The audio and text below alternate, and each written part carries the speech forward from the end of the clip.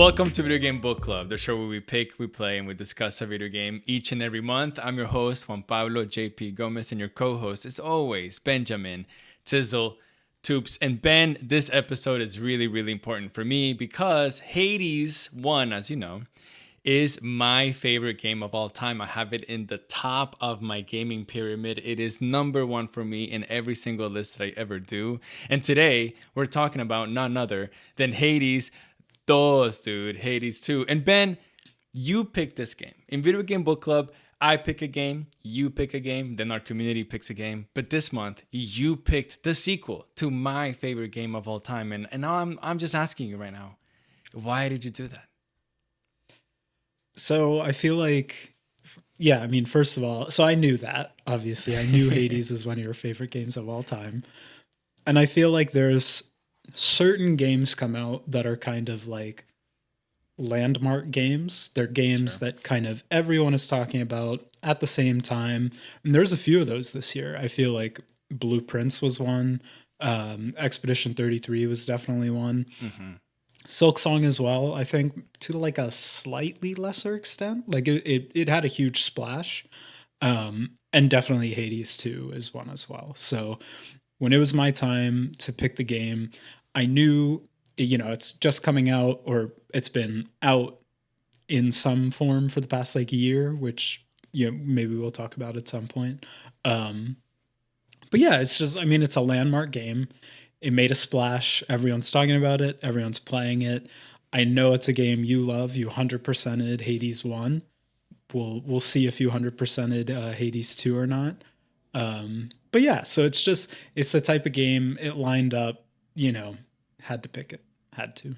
It is. Honestly, you picked it at the right time too, because we had finished the previous game of the month a little early, and so we were able to really lock in and play Hades 2. And it's a big game. There's a lot of content to really get through, and unlike Hades 1, where you only had, the one run, here you have a dual runs, and we'll talk about that. But it adds so much to the game, and it adds, a lot more completion runs that you have to do to actually finish the game.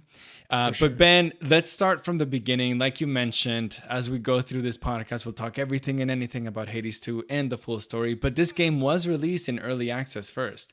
Whenever that happened, what was your feeling? Were you like, hey, I want to dip my toe in here. I want to kind of check out how it's looking. I want to look at some YouTube people, play it, or on Twitch or whatever. What did you do? For games that I'm really excited about, I really don't want to play them until they're in like a finished state. Like, and I feel this was a discussion we had on the Discord a couple months ago, actually, like before we even picked Hades or anything on the Video Game Book Club Discord. We were having this discussion, and I was saying that, like, to me, early access for a game like this doesn't really make sense to me. Like, I feel, to me, early access is for like multiplayer titles from like unproven developers that are trying to like make sure their game is a viable product. So for Hades 1, like, there was early access for Hades 1 as well, and I think that's fine. For a game like this where it's such an established IP, it's a single player game, so there's not like, you don't really have to worry about that much balance wise. Like, you're not ruining people's experience if it is a little too hard or a little too easy. So I felt weird about it, and like when it was coming out, it wasn't something that I was trying to play. Like, I knew, I enjoyed Hades 1. I didn't finish Hades 1 for a few reasons, but I didn't finish Hades 1. I knew, just because of what it is, that I would probably play Hades 2 in some capacity. And for a game like that, like, I would rather wait until it's finished instead of like playing it in an unfinished state, putting a bunch of time in, and then having to do the same thing over again when it eventually releases. So that was my thought. I don't know. Did you play early access at all? No, I didn't want to get anything spoiled. I think my social media algorithm probably thought that I hated Hades, because anytime something would pop up that was Hades related, I would immediately scroll away. I would X out of it. I would try everything that I could to tell my phone, no, I don't want to know anything about this. I actually didn't know I genuinely, Ben, I didn't know who the bad guy was until like I started playing the game. Genuinely, Yeah, like I was same, so same. in the dark of the game, and I think everyone around me knows that Hades is one of my favorite games, my favorite game, and so they would say, "Oh, I can't tell him anything," like I won't spoil anything. So I really didn't want to play it. I didn't want to know anything about it until the release came out, which whenever it was dropped, all of a sudden in September, that 2 weeks later it's gonna come out. I mean, I was just so ecstatic. But Yeah. I actually disagree with you a little bit with that. And I think we did talk about this already. So I'm just going to keep it short. But I think that a game like Hades actually needs to be balanced really well. I think the best example of early access is Slay the Spire. And I think a lot of roguelikes that are that big are trying to replicate that early access, like data gathering and making sure that the progression, the runs, and everything that allows you to really feel like you're taking ownership of your runs is balanced perfectly. We can talk about if they achieved it or not. I think Slay the Spire is probably the best game that has ever achieved that in general. But I think that they really do need to get that information, because if they do release a game that is a little bit too easy, comparisons are going to start flying immediately, and then I think it's going to be a biased review.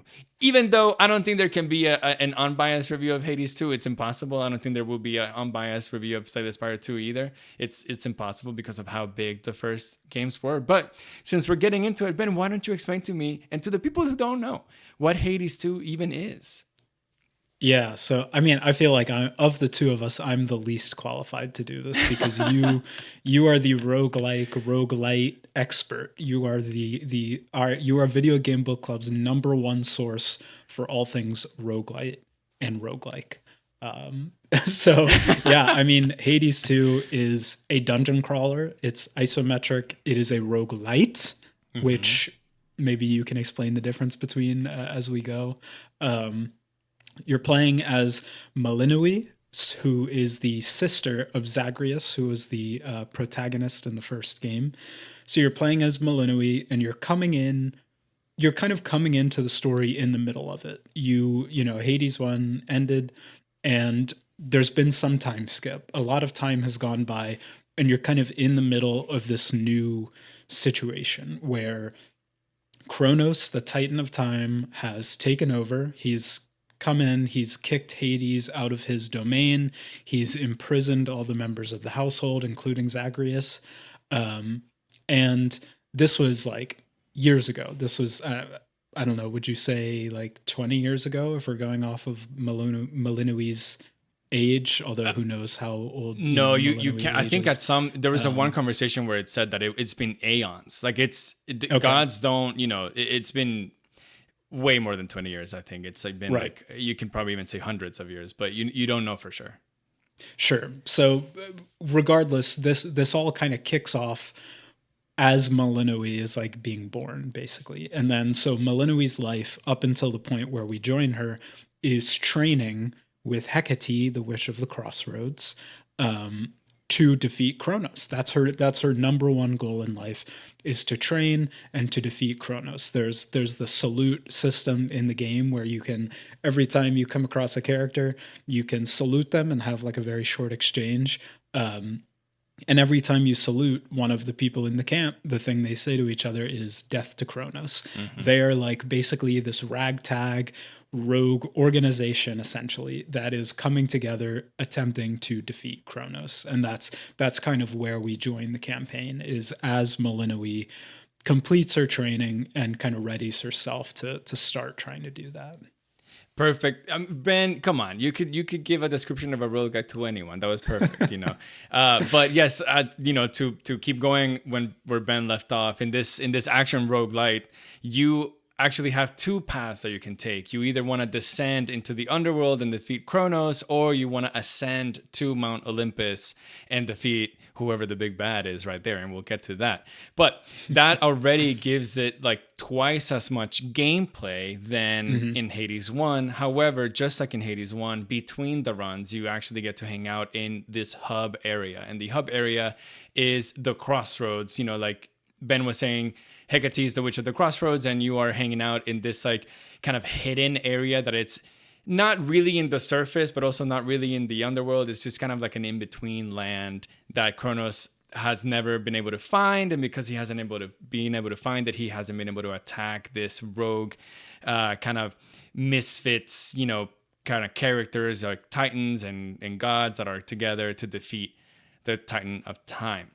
Just like in Hades, in this game, before you start your run, you pick one of 6 different weapons, and each weapon also has different variants with it. So, you have a lot of uniqueness that goes into the game. And as you do your runs, the way that you kind of make them unique is because you get to call on gods. Different gods give you, or some titans, give you abilities that will make your 5 pieces of attack better. So you have your main attack, you have a special attack, you have a cast, you have your dash/run, and then you have, in Hades 1 it was a call, but in this game it's called a hex.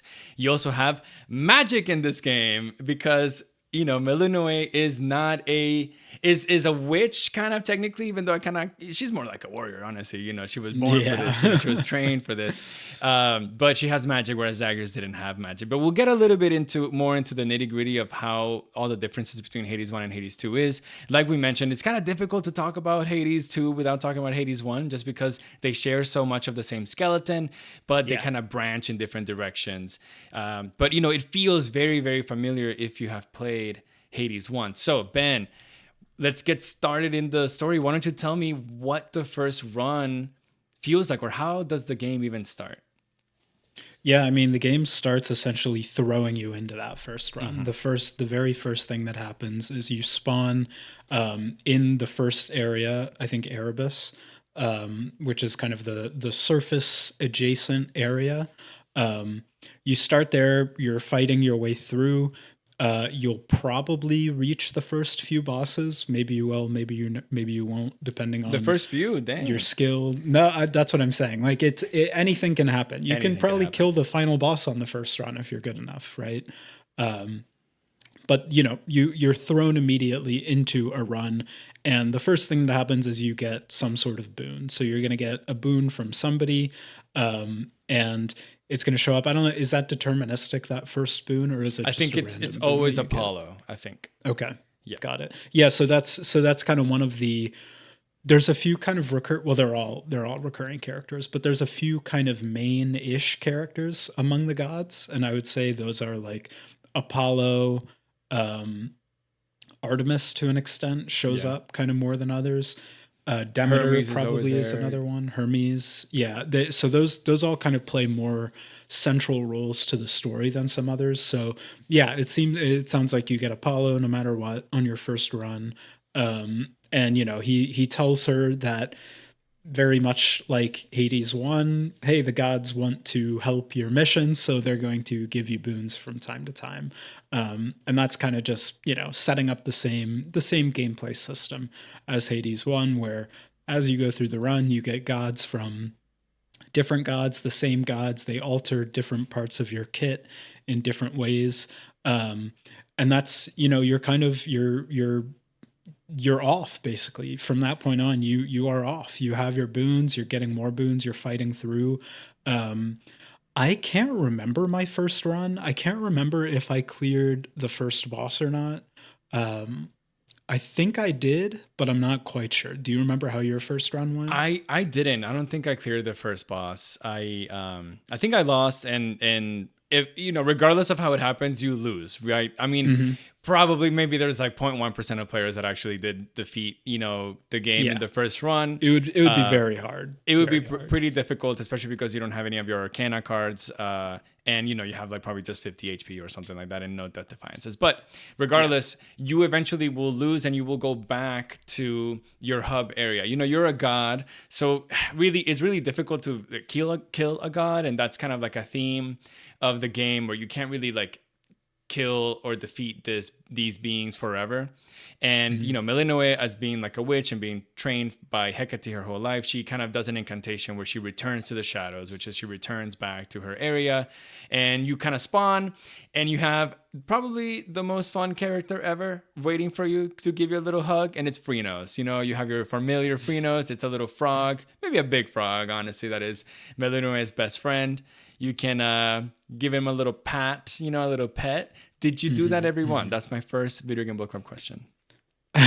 Not everyone. I Oh my, definitely did. canceled. Not I know I'm immediately bad. canceled. I Don't talk know. to me I know. anymore. I know. I know. Every time a run was done for me, I would turn around and I would confide with Freenos. But in this area, which is definitely very different than the House of Hades, that was your hub area in Yeah. Hades 1, which was posh, it was nice, it was clean. You could like make it even better immediately by spending your gems and like decking it out as you wanted. In this world, everyone's here. It's a war, and you can tell Hmm. it's a war. Everything is, you are in the trenches, and that's kind of how everyone's demeanor is because of it. But you have your main cast of recurring characters of your hub, which is Hecate. She is the headmistress that, you call her your headmistress, but basically she has trained you the whole life. Hecate was the like handmaiden of Persephone, which is your mom.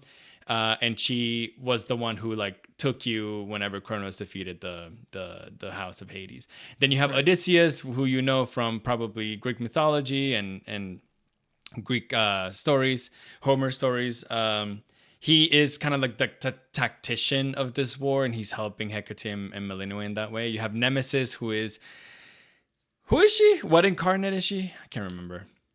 She's. I think she's like. Shoot. Oh Uh, sh- no, canceled. she's like the goddess of revenge, or not the goddess. Revenge. She's No, she's the it's the revenge the incarnate. personification. She's one of the many children of Nyx, which Well, it yeah, seems exactly. like there's 1,000 of. Like, Yeah. Yes, there are. Then you have Hypnos, who is back from Hades 1, but he's sleeping. And you have mhm. Skelemius, who is Skelly. We knew him as Skelly, but now he's Skelemius because, Yeah, he did such a good job with Zagreus in Hades 1 that he had to get a little bit of a glow up, And then you have of Dora, course. who kind of takes over that kind of slightly comedic relief that Dusa used to give you in Hades 1. Hmm. So this is your cast of characters. And honestly, in the first like 5 or so hours, you spend a lot of time just talking to them and understanding kind of the lore, the tone of the game, kind of like the cadence, how it's gonna go, the rhythm of the game. They kind of give it to you. And Melinoe, honestly, at the beginning, she's so different than Zagreus. She is very like, straight edge, just there for the mission, there to kind of keep going and try to defeat Kronos. She's not there to like hang around, not at the beginning at least. She's there just for this purpose. And if you're not there to help her, she kind of doesn't really like want to talk to you too much, Whereas Zagreus, he was different, where he was just a rebel, bad boy, kind of like wanted to get out of his father's house and he didn't understand why he couldn't. And he was just funny because of that. Like he was kind of like very sassy and Yeah, very witty, and he could like kind of banter with a lot of characters. Whereas Melinoe is super straight edge, so you kind of like tell yourself, okay, she wants to be locked in. She wants this to be like really serious. So let's treat it like it is. In the hub area, though, again, you kind of just talk to these characters just like in Hades 1, and then you just can continue on your run. But you notice that there's two paths. There's one path that goes down to the underworld, and then there's one path that goes somewhere else. But it is blocked off. You can't go there right now, and it's the game telling you, hey, even though there's a lot of things that I were trying to overwhelm you with in terms of mechanics because it's different than Hades 1, we're just gonna let you go into one path for now so that you can kind of get your bearings. You go yep, back to kind of like the area where you kind of warm yourself up, I guess you can say, and you kind of kit yourself for the run, and you can choose some weapons. But at this point, you only have one or two, maybe, or maybe you immediately get the sister blades. I can't remember at this point. I feel like I remember getting the sister blades and the umbral flames really quickly though. hmm, You grab a yeah. weapon and then you go again, and that's kind of like what your early game is gonna feel like, just trying to clear that first run for the first maybe 5 or so hours. Right. Yeah, definitely. So, I mean, my first few runs, I feel like I was able to kind of get pretty deep into the run pretty quickly. And it kind of, at this point, it kind of gets into like the bosses of the first run. Um, but in terms of like the initial differences between the two games, I think, like you said, like gameplay wise, the biggest difference I think would be in like the dodging and the Mhm. sprinting.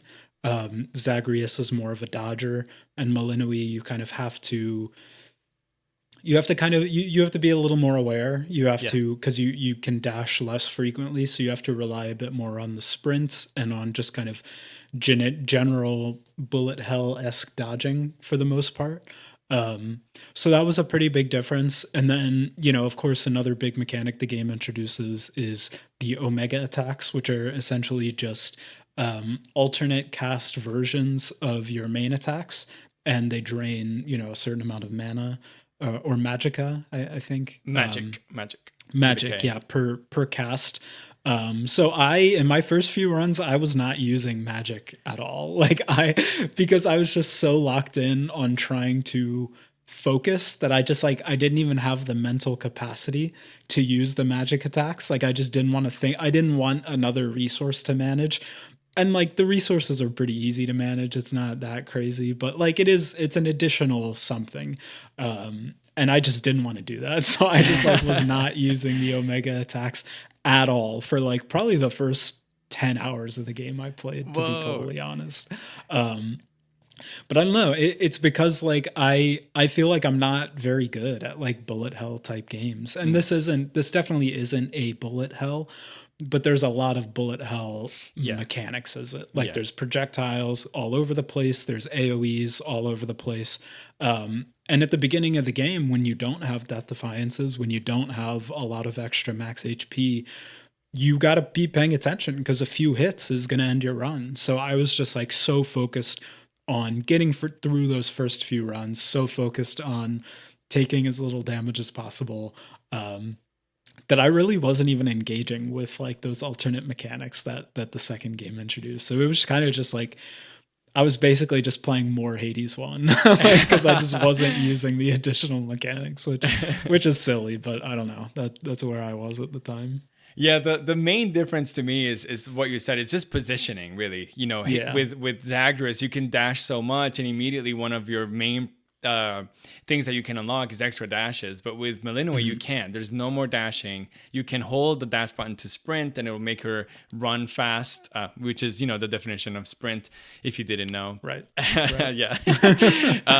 But because of that, I thought it was interesting, the introduction of the Omega attacks, because I actually think that they gave you the best weapon to start with to understand that Omega attacks are actually really strong. So I was thinking about this a little bit, but your Witch's Staff at the beginning, which is your first weapon, when you hit someone, I don't know, you would do 30 damage, or let's say something like that. And maybe an enemy at the beginning, the enemies have 70 damage. So you actually have to hit them 3 times. Pop, pop, pop, and you get them.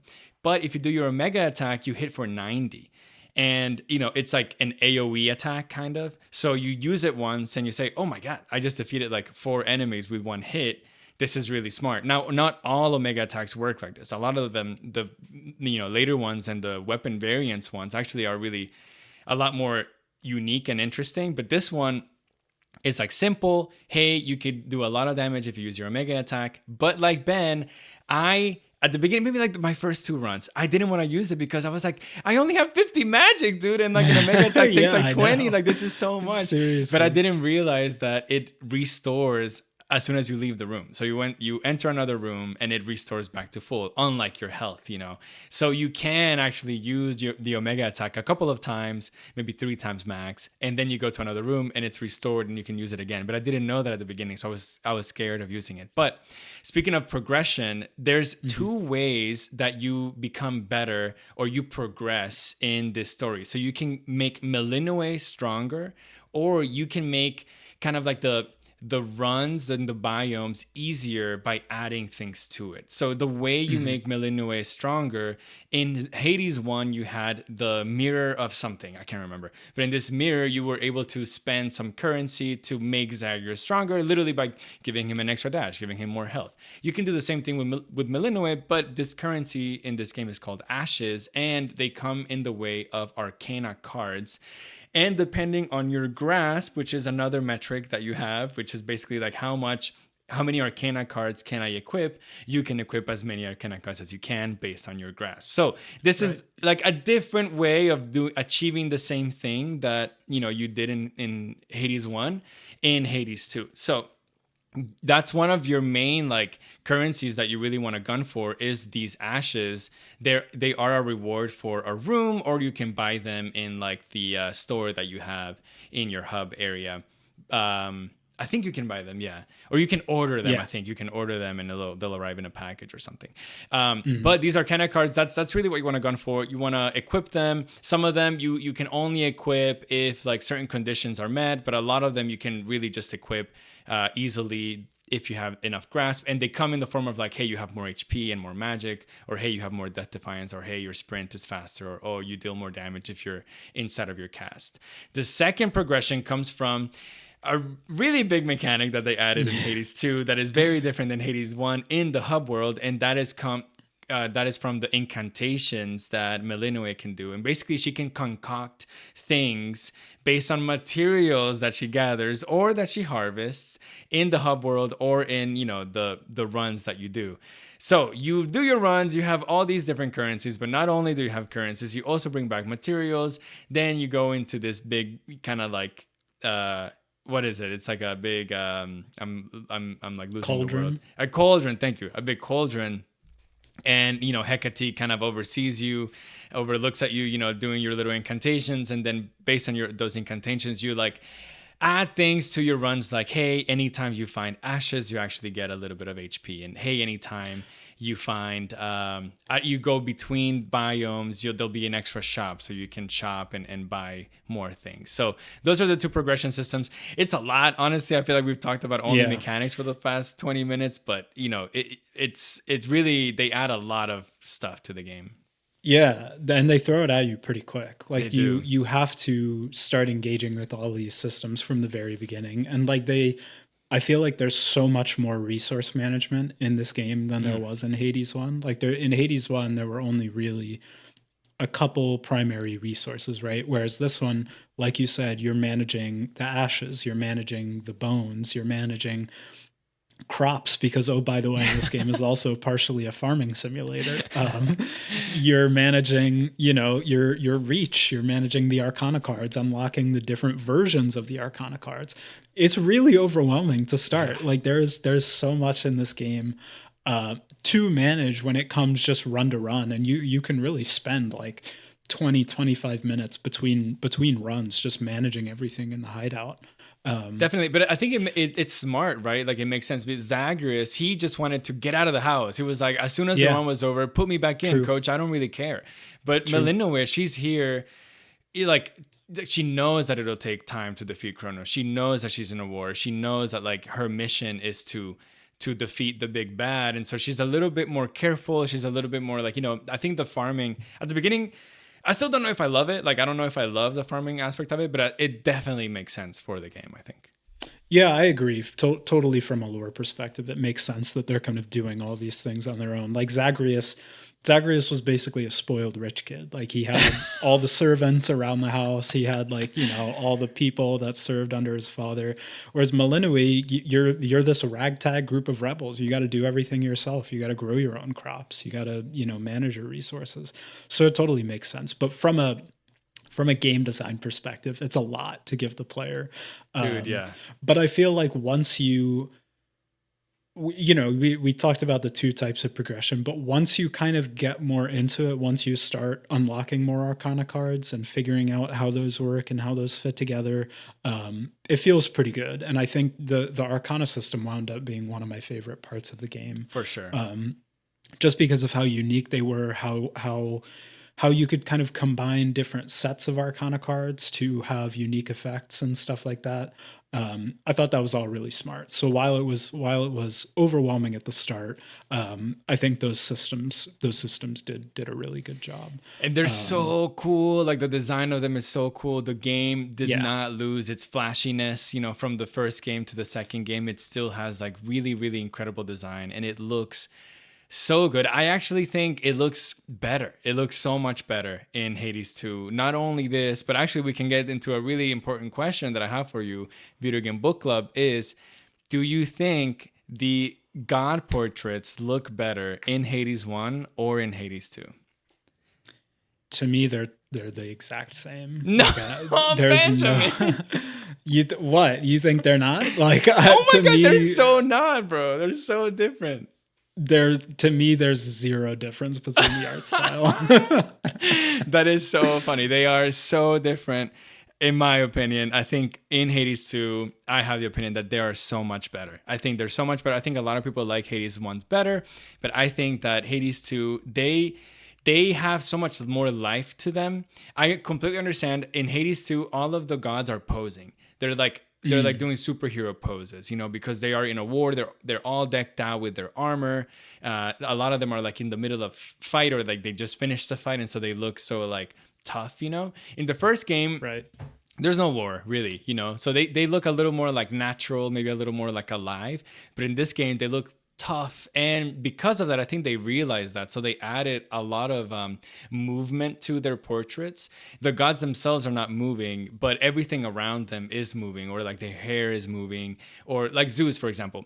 Zeus's hair is like a thundercloud, and so in the background, his hair is actually like thunder and lightning is happening in his hair as he's speaking, but Zeus himself is not moving. And I just thought, man, I could look at those portraits like all day. Like they're so Yeah, cool. and my opinion isn't that they're bad in any way. Like, I guess when I was playing, I wasn't picking up on those like subtle details the way you were.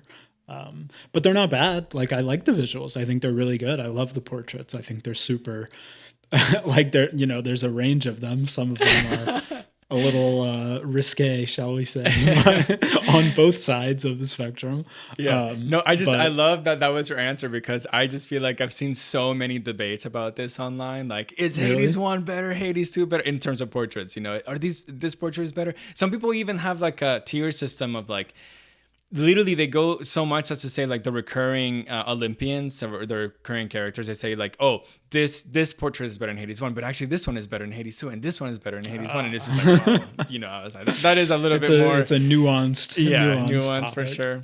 But all right, so we go through the underworld, and Ben, eventually, basically what you need to do is just you need to clear your first run. So why don't you walk me through who are the underworld bosses that we go through in the underworld? Yeah, so the first boss you're gonna meet, you probably meet her on your first run. If not, definitely second for sure. Um, the first boss you face is Hecate. So Hecate, your headmistress, your mentor, your teacher, is the first boss of the run, and she's essentially testing you to make sure that you're truly ready to accomplish your task, or at least set out to do so. Um, so it's kind of like a testing fight, and I think this is really good from like a lore perspective to me. But like, it felt a little weird to me that she continues to be the first boss after the Mm, first few runs. Like, deeper into the game, when you've killed Kronos multiple times, you've killed other boss multiple times, like, yeah, I think we're pretty confident Malini's like prepared for it at this point. So sure, sure. it felt a little silly that she was the head boss the whole time. Like, maybe it could have been an opportunity to introduce another boss or another character. So I liked her as a boss. I think she's really unique and has a lot of cool mechanics.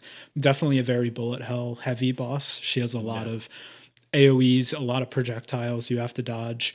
Um, she has a unique move where she turns you into like a pig, basically, and you have to run around and dodge around as a pig, unless you deftly dodge it. But It's so yeah, difficult to dodge so it. cool boss. I think I never really struggled with this boss. I think I probably died to it a couple times and then like never really died to it again. Yeah. Just because the move set doesn't change very much from run to No. run.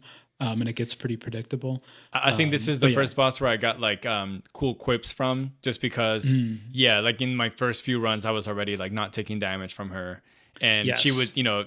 she's the first boss that like is like, she said something like, dude, at least let me get one hit on you, or something like that, Right. in her own way of how she speaks. But, which I think is really cool. And every boss in this game has a little bit of that. So, which is really interesting. I feel like the one that everyone knows the most is if you pause the game against Kronos, he actually speaks to you because he's the Titan of Time. He speaks to Right. you through the menu screen as you pause, and you say, "Hey man, pausing won't save you from this," or something like that, which is I thought was really cool. And I found like that happened to me organically, which always feels better.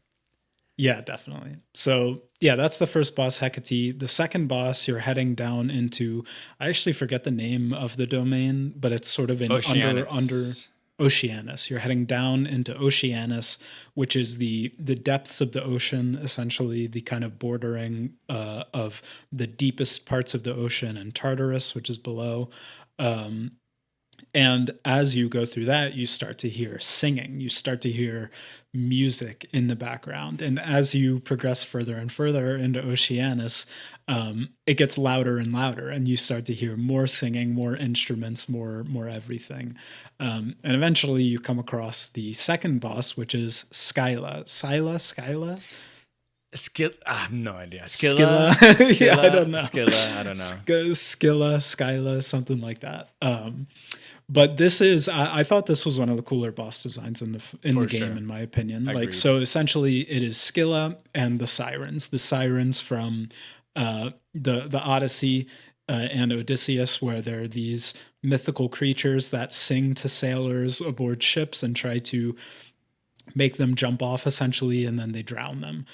So there are these mythological figures, and the game, of course, plays with this by making Scylla and the sirens a band. They're like a pop, So cool. a girl pop band, basically. Pop. There's the rock, bro. Rock forward. For Rock, sure. sure. But yeah, I thought this was a really cool fight. Essentially, it is a lot of AoEs, a lot of projectiles, but it's coming from three different sources. So there's Scylla, there's the main boss, who kind of wanders around singing. She's the vocalist. She kind of slowly moves around the fight in this giant clamshell that like opens and closes that allows you to do damage or not. And then there's Roxy, I think, is another one, the drummer. And yeah. I actually don't remember the name of the third one. But the third one is the guitarist. Yeah. And when you first do this fight, it's really overwhelming because you're basically fighting three enemies at the same time, and each of them has their own unique attacks, their own unique projectiles. So I really struggled with this fight the first few times I did it. I think it took me probably 3 or 4 runs to like successfully beat it, just because like I said at the beginning, like I'm not a super strong player when it comes to bullet hell type mechanics. So it was really overwhelming for me having to deal with that from 3 different sources. But I think as you go and as you learn the patterns better, you start to pick up on the patterns, and the patterns become very repeating, and it makes it a lot easier. And you also learn that you can focus down the individual members of the band individually. So like you can, if you're having a lot of trouble with the drummer because she puts AoEs all over the place, you can just go and like beat up the drummer, focus down the drummer, and it takes her out of the fight, at least until the second phase. So you start to pick up on these ways so that you can better navigate the fight and better make it easier for yourself by not just running around doing damage where you can. You have to really focus in on individual members at one time. And if you do that successfully, it becomes a pretty easy fight, I think. Definitely. I think I died to them like once, maybe twice, on my way to my first victory, probably.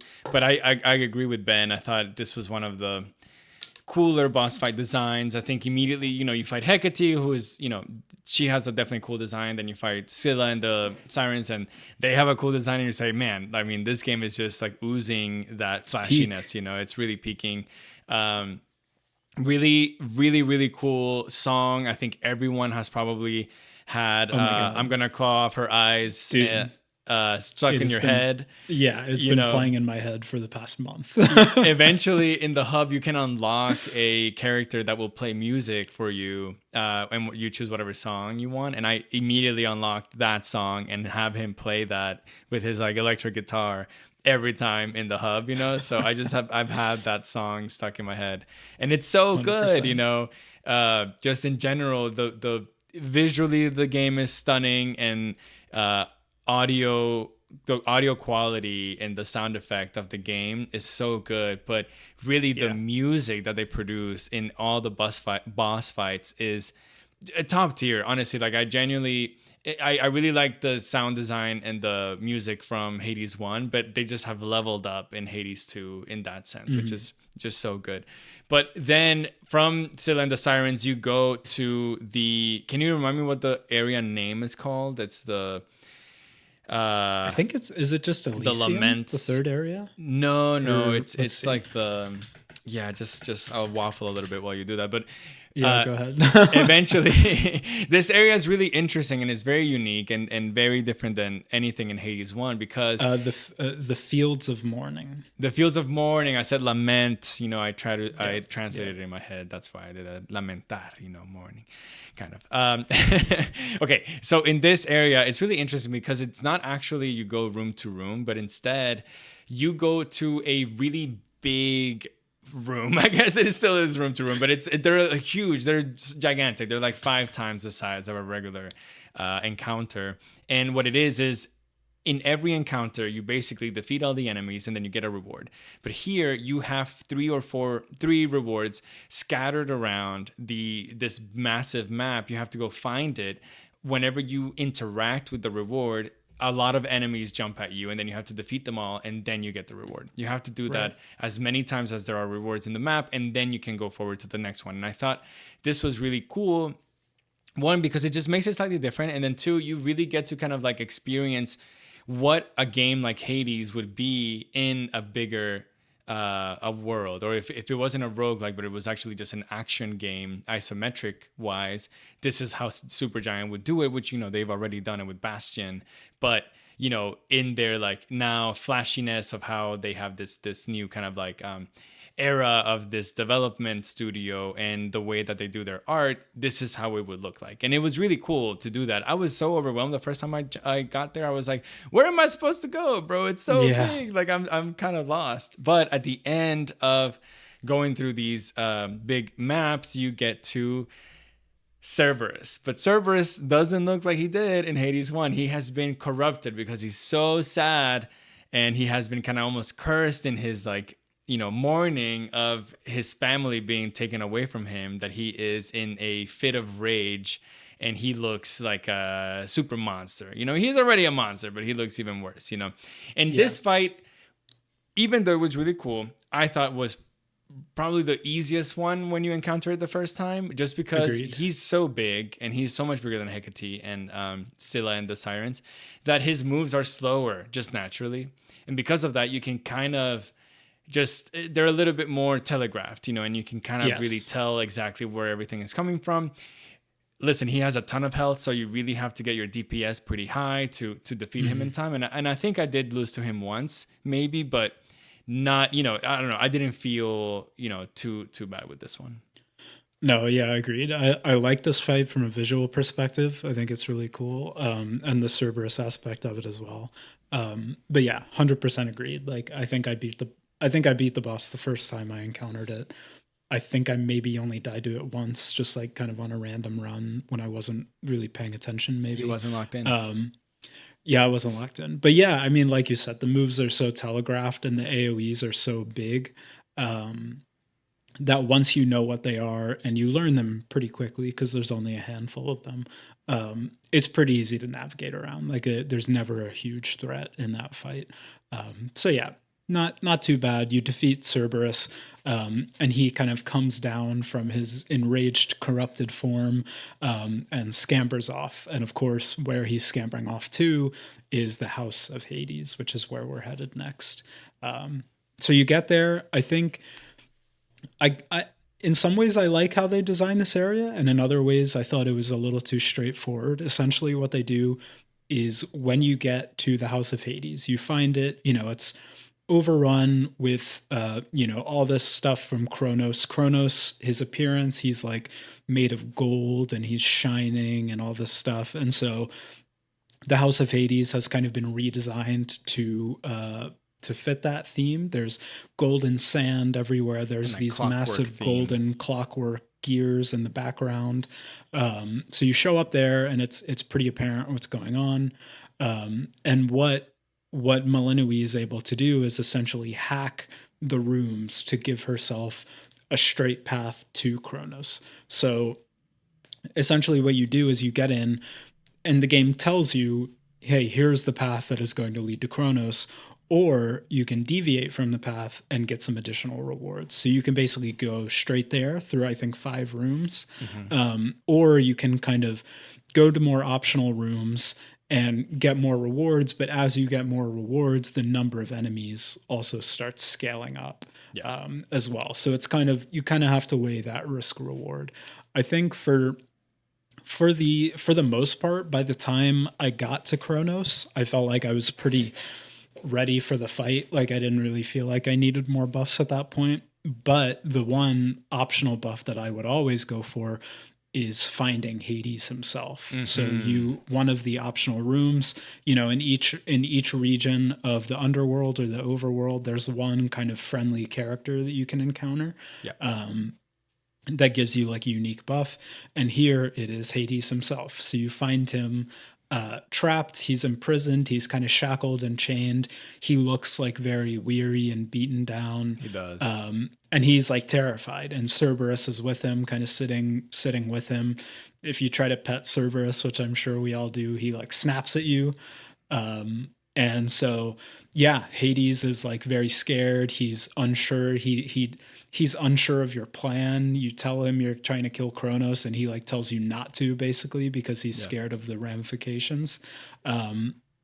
But of course, he's going to give you a buff to help you on your way. And I really like the Hades buffs. I think they were really unique. There were a lot of really cool ones that. So I would pretty much always take that room, just number one, from a lore perspective, just to see him and talk to him. And number two, because the buffs were worth it. Like they were always pretty worth it. I almost never skipped a room that was for a friendly character, regardless if it was for Hades or for anyone else. And we'll get to those characters later.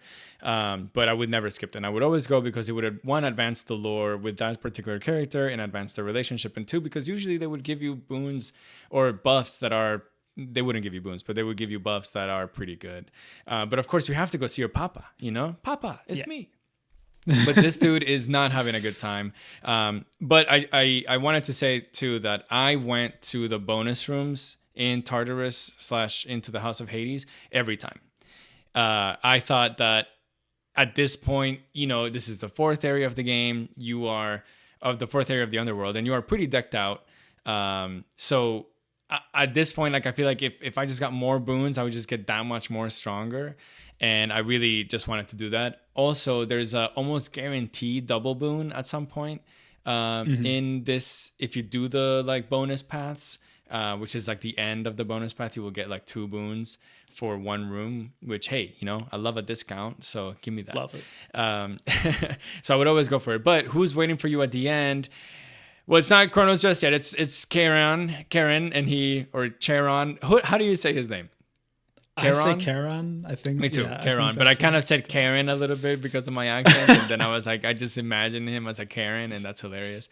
And that's like the final shop that you can have, and you can, just like in Hades 1, you can just spend a ton of money here to deck yourself out one more time, and then you jump into kind of like a river of gold, whereas before it was a river of kind of blood in Hades 1, and you emerge inside the throne room of Hades, where Zagreus himself would emerge at the end of his runs in Hades 1, which is pretty cool. And then you walk all the way to him, and he greets you, and he says, "You can't stop me, girl. I am literally your grandfather, and I will slap you right now." And then he does. Honestly, he does. He's like, "Come at me," and he fucking does. He was really, really difficult. I think that Kronos was so much harder for me than Hades was in Hades 1. Spoiler alert, Hades is the final boss of Hades 1. I'm so sorry if you didn't know. But in Kronos, he was harder. I feel like I died to Hades maybe once or twice, but Kronos got me like 3 or 4 times, maybe more as I got to him. I thought he was tough. Yeah, I struggled a lot with Kronos for, I think it took me honestly like 8 or 9 tries to beat him. I don't know why. I think part of it was just stress, because there's the stress of like winning the first run. Like you want to win that first run. Definitely. And so by the time I got to by the time I got to phase 2 of the fight, like my heart was racing. My heart was racing. The hands are sweating. I'm like, I'm tensing up, and it makes it all more difficult. It makes dodging more difficult, and there's a lot of projectiles and stuff you have to dodge, especially in the second phase. And there's attacks. He's got big AOE attacks that you have to learn, and you have to know how to dodge. Otherwise, they literally insta kill you. Like they are insta kill attacks. They do. So those got me a few times. I think just like stress and making mistakes got me a few times. But I think like what made it really hard is like I felt the jump in difficulty from Cerberus to Kronos was crazy. Like Cerberus was huge. Really easy, and Kronos was really hard, especially mostly at the beginning, obviously. But yeah, I mean, Kronos he's so fast. He chains a lot of moves together. He does. You're always dodging multiple kinds of projectiles and dodging really big AoE attacks that insta kill you, like I said. So yeah, this was a hard fight for me. And I think, obviously as you play, you're getting stronger, you're learning the fight more, and it does get a lot easier. The fight gets a lot easier as you go. But those first few times, yeah, it's so tough. He was slapping me around for sure. He does, and just like in Hades 1, you deplete his health bar, and then he wakes up again, and he has phase 2. Let's go, and it's not like Scylla and the Sirens where there's a phase 2, but like their health bar is already at half health. It doesn't regenerate. This one it regenerates fully, and the perspective of the game kind of changes, and instead of being like a diagonal isometric game, it kind of becomes, I guess it's still similar, but it's more like a top-down view straight ahead. You know? It's more head-on, which was really cool, and the fight in general is just so nice. But the one thing that I wanted to mention when we got to this point of the conversation was that I think that Hades and Supergiant is so smart in the way that they do their bosses, because they have so many moves and in their move kit, but they don't use all of them all the time, and that's why I feel like it's hard. Like even in the first phase of Kronos, he has, let's say, 7 attacks, but he sometimes will use 5 only, and then you see him again next time, and he will use that 6th one that you didn't know it was there, or a 7th one, and then he maybe he doesn't use the first 2 anymore, and now it's just like attacks 3 through 7 or whatever, if you want to number them. And I just think that they do that with every single boss, and I think that is so cool and so smart, because you can't really you have to learn every single move that they have, and their tells are so difficult because you don't know when they're coming. Like some bosses, like they have it's the same 3 moves over and over, but their tells are hard. But okay, I know the 3 moves, so it's fine. But their move kits are so big, and the tells are difficult to kind of ascertain that it is hard to get them that first time. But once you really know all of their kits, I kind of never lost again, really. After I beat him once or twice, I was like, okay, I got this now. But Ben, you defeat Kronos eventually. So, eventually you have to defeat him. And what happens? Yeah, so he, you defeat him, of course, because this is the game it is. We we're not defeating him for good. But he goes away briefly. He kind of leaves behind this essence. And at this point, you're free to kind of explore the House of Hades with Kronos gone. The only thing you can really do, you can't really do much. The only thing you can really do is go into Zagreus's bedroom, which of course you find empty.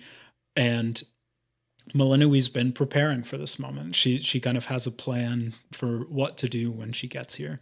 And what that is she goes to sleep in Zagreus's bed, and she kind of astral projects this spirit version of herself through the mirror that Zagreus uses in order to appear to Zagreus in his sleep, pretty much. In the past, which is in so the past, cool. Yeah. So you're speaking across space and time, basically. Very cool, definitely very cool. Of course, we know Zagreus. We know he's very cocky. We know he's very sassy. We know he's a bit sharp. So the first few times you talk to him, he's just like, "What? What are you talking about? Who are you, bro? Who are you? What are you doing? You're a ghost? Like Hecate? What is this? What? Who's Hecate? Who's Hecate? Who's like? What is all of this?" So the first few times you talk to him is not very productive, honestly, because you're just like getting past those welcoming stages. And And you you don't only have get very to much talk to time. him like, yeah, you only get to talk to him for like a minute, maybe Yeah, less. So exactly. really it's difficult to get anything with him on before Chronos starts like regenerating himself, and Melinoe has to go back to the shadows and back Yes. to the hub. Yeah, exactly. So yeah, that's what happens. Malinois is slowly trying to formulate a plan with Zagreus. She's, you're coming back night after night to kill Kronos at this point. Um, and this is kind of the transition into the mid game, basically, is when around the time when you win your first run, you start kind of getting the quest basically to unlock the overworld. And it's when you can kind of start to do that. So yeah, from this point on, the game is going to open up a lot, and the content is basically going to double from here. Yeah, so that, lore wise, after you defeat Kronos the first time, and like Benson, I actually don't know if you have to defeat him before you can go to the overworld without taking damage, but I think you do.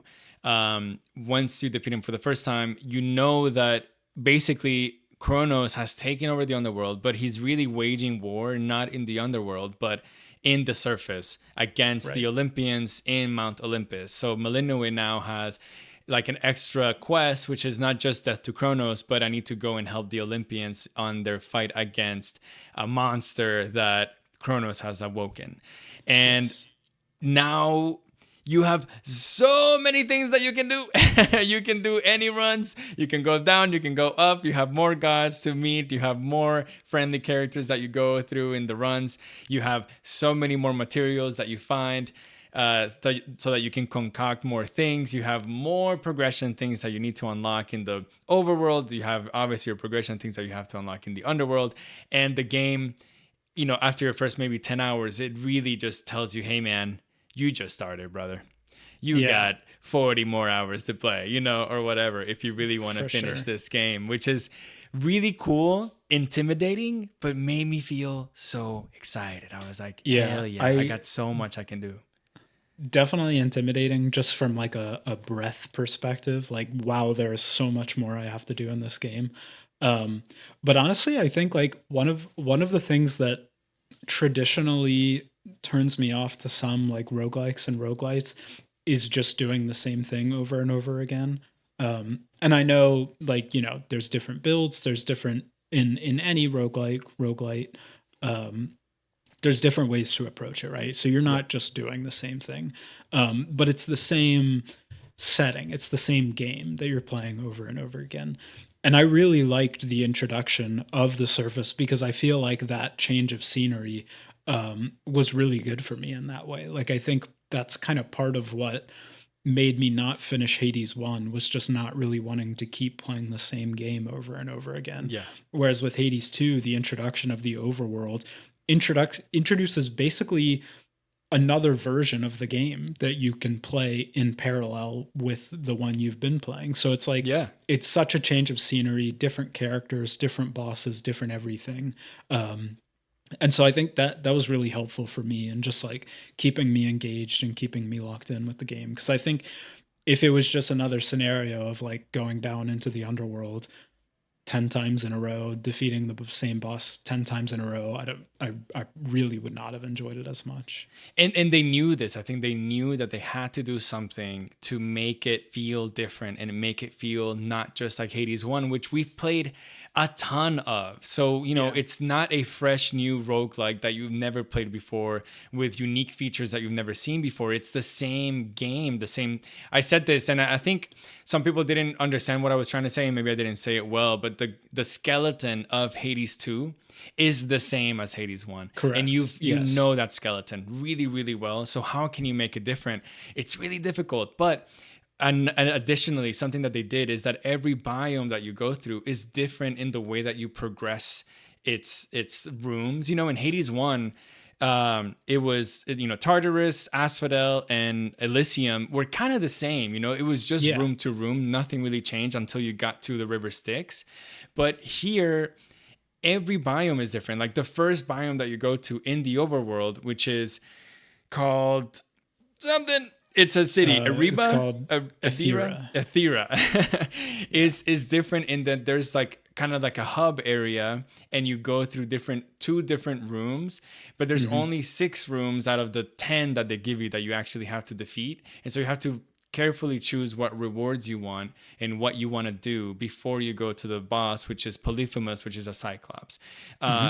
which is really interesting. And so this fight, I thought that, like, because you've already played like 10 hours of this game, you are good. Like, you're good at this game now. Maybe you've beaten Kronos a couple of times and now you're going through the top area. They also needed to make this a little bit harder. I thought that the first two bosses in the overworld, I actually never lost to them. I don't think I ever died to Yeah. them. I got to the third boss in the first run, and maybe they knew Yep. this, but the first one is Polyphemus. I think that's how you say it. Maybe I'm saying it wrong. I don't know. Who is a Yeah. Cyclops? He's probably the funniest boss that you converse with. I thought he was so funny in his quips, and all he wants to do is he wants to eat you. And Melinue is like, "Hey man, you really don't have to do that. Like, I'm not even like your enemy." And he's like, "I mean, you're right, but let's see how you taste," which I just find so funny. And then you knock him out, and you can't kill him ever because he's just strong and big and everything. And I actually don't think that Melinue wants to kill him. He Yeah. at this point he's tending the sheep. He's kind of like a farmer, kind of like a shepherd, and so he's just kind of living. Then you go to the second biome, which, dude, we're so bad at remembering how they're called. We definitely should have written it down. I pulled it up. It's You the put Rift of Thessaly. The Rift of Thessaly. Listen, we wrote 7 pages of notes, but Yeah, we didn't write down that. the names of the areas. But at the end, this one, you go from like ship to ship, these like ethereal looking ghostly ships. You Yeah. kind of like can decide, quote unquote, how you're going to turn the ship left and right. And if you do that, you'll get a different reward based on your decision, which is just kind of the same thing as choosing a different room, but it just feels different. So it's cool. It feels unique. And of course, we've probably said this 10 times, but again, every biome feels very different. The art style is so good, and it just looks so flashy, very unique, and very interesting anytime you go to a different biome. But who's Yes. waiting for you at the end? It's Eris, who is a daughter of Nyx. And she kind of betrays you a little bit. She's like a traitor. She's the personification of strife, and she has been kind of living in your hub. Like, you see her there sometimes, and then just like Hecate, she's there to stop you, but she's not there to stop you because she's evil. She's just there because she's kind of bored almost. So she's like rebelling Right. almost like against her like sisters and her mom. She just wants to stop you. And I think people really like Eris, and I think there's people that really don't like Eris. I'm kind of like neutral to her. I didn't really Yeah. fall in love with her or thought she was interesting. I didn't like her. I didn't. I thought she was just like there. Yeah, same. I myself was very neutral. I think like it's interesting what they do with her, like having her be in the hideout and be pretty openly adversarial towards you. But there's just nothing you can do about it because she is a daughter of Nyx and she is allowed in the hideout. Yeah, she is. I thought that aspect was cool, and she like litters all over the place. She just like tosses garbage on the ground that you can pick up or not choose to pick up. But yeah, so I think from all that perspective, she's a cool character. The fight itself is a pretty straightforward one. She's using the rail of adamant, I think, from the first game. She is, And yeah. so she's basically firing bullet type projectiles at you the whole time in different forms. But what makes it not harder, but like more risky is the fact that every time you deal a quarter of her HP, I think she initiates a sequence where she increases the amount of damage she does, and it increases by a lot. So It does. towards that, when you get to the very end of the fight, she increases it one last time, and at that point she's dealing enough damage to like pretty much one shot you if she lands an attack. So the fight itself mechanically isn't that hard, but it gets stressful towards the end because and there's so many different types of attacks, and her attacks are so fast that if you mess up once, it could mean burning a Death Defiance, which is pretty tough. Oh, God, I hate losing Death Defiances to not the I final know. boss. It just makes me so I know. mad. It's the worst. It's It's the the worst worst. feeling. It's like I might as well just restart now. Yeah. I know. But you But eventually yeah, do defeat her, and then you go yes. through the third biome, which at this point you are in uh, Mount Olympus. Yeah, it's the Yeah, ascent to you're the Mount ascent Olympus. to Mount Olympus, where every room that you go through kind of like just shoots you upwards, kind of, Hmm. as you are climbing this mountain. And in this biome, you meet two characters that are important to like the lore and everything. The first one is Athena. So Hmm. Athena will kind of come in, and she does this attack that basically eliminates every character that is in that area because she wants to talk to you and she's here to help you. And she kind of like explains to you, she's kind of like the lore person of the overworld, and she's the one explaining like how the war is going, like what they're doing, what every god's like position and job is. And she's kind of like your point of contact in the overworld, which I thought was really cool because Athena, of course, that's, she's the goody two shoes kind of god. She's the one that's there to protect everyone. She's like, the righteous one. And I thought that they played her well because of that. And Hmm. she's really interesting too because you don't find her as a reward. Like, you don't know that you're gonna see Athena. You just see her sometimes, and then she gives you like Right. really interesting and good boons. Just like in Hades 1, a lot of them are about deflection, which are just so strong. So you really, anytime you see her, it's pretty good. And then 2, you eventually meet Hera in this biome. And Hera was not present in the first game, and she is of course the wife of Zeus, the queen of the Olympians, and Zeus is the king of the Olympians. And she brings a different type of boon attacks to your repertoire, where you deal damage to someone, and then if you deal damage to a different enemy, the enemy that you dealt damage to the first time takes damage as well, which is really good. Right. And it's something different that maybe you haven't seen before in Hades. At this point, you have met other Olympians that you haven't seen, like Apollo and Hestia and Hephaestus, but like their kits, even though they were cool, you've seen before. You've seen burn damage, or scorch, they call it. You've seen like a Hephaestus hammer come down and deal a lot of damage. You've seen, I Hmm. guess Days is different, but it's similar. Whereas I felt like Hera was the first one that was like, okay, this is pretty interesting. For sure. Yeah, definitely. So yeah, you're meeting all these new characters. You're ascending up the peak. You're ascending up, you're scaling Mount Olympus. And eventually you'll make it through and you come in contact with the third overworld boss, who is Prometheus. So Prometheus. Prometheus, the Titan that kind of enlightened mankind, and was imprisoned by the gods for the crows to tear out his insides for the rest of eternity. He has escaped his bounds and he's here to stop you pretty much.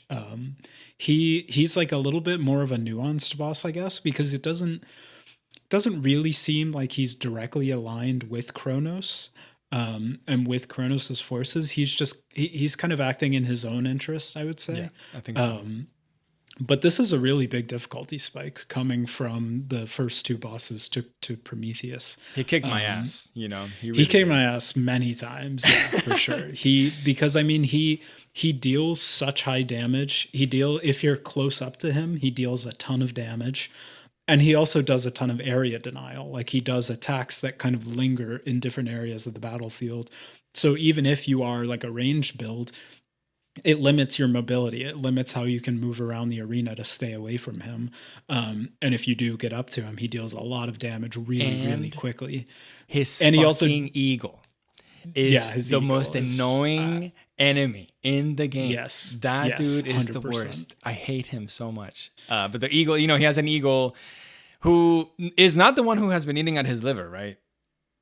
I don't know. I don't Yeah, know. maybe. Maybe it is. And now they're friends. They used to be enemies and now they're friends. But this eagle, he like summons it, and it's super quick and it deals so much damage to you if it hits you, and it just is really annoying. It just adds to that layer of difficulty to the boss. Yeah, he also has these like massive arena-wide Simon Says attacks, basically, where Yeah, he it does. shows you what order they're going to go in. Like, there's 3 zones to the arena, and it Yeah. tells you which zones are going to take a bunch of damage.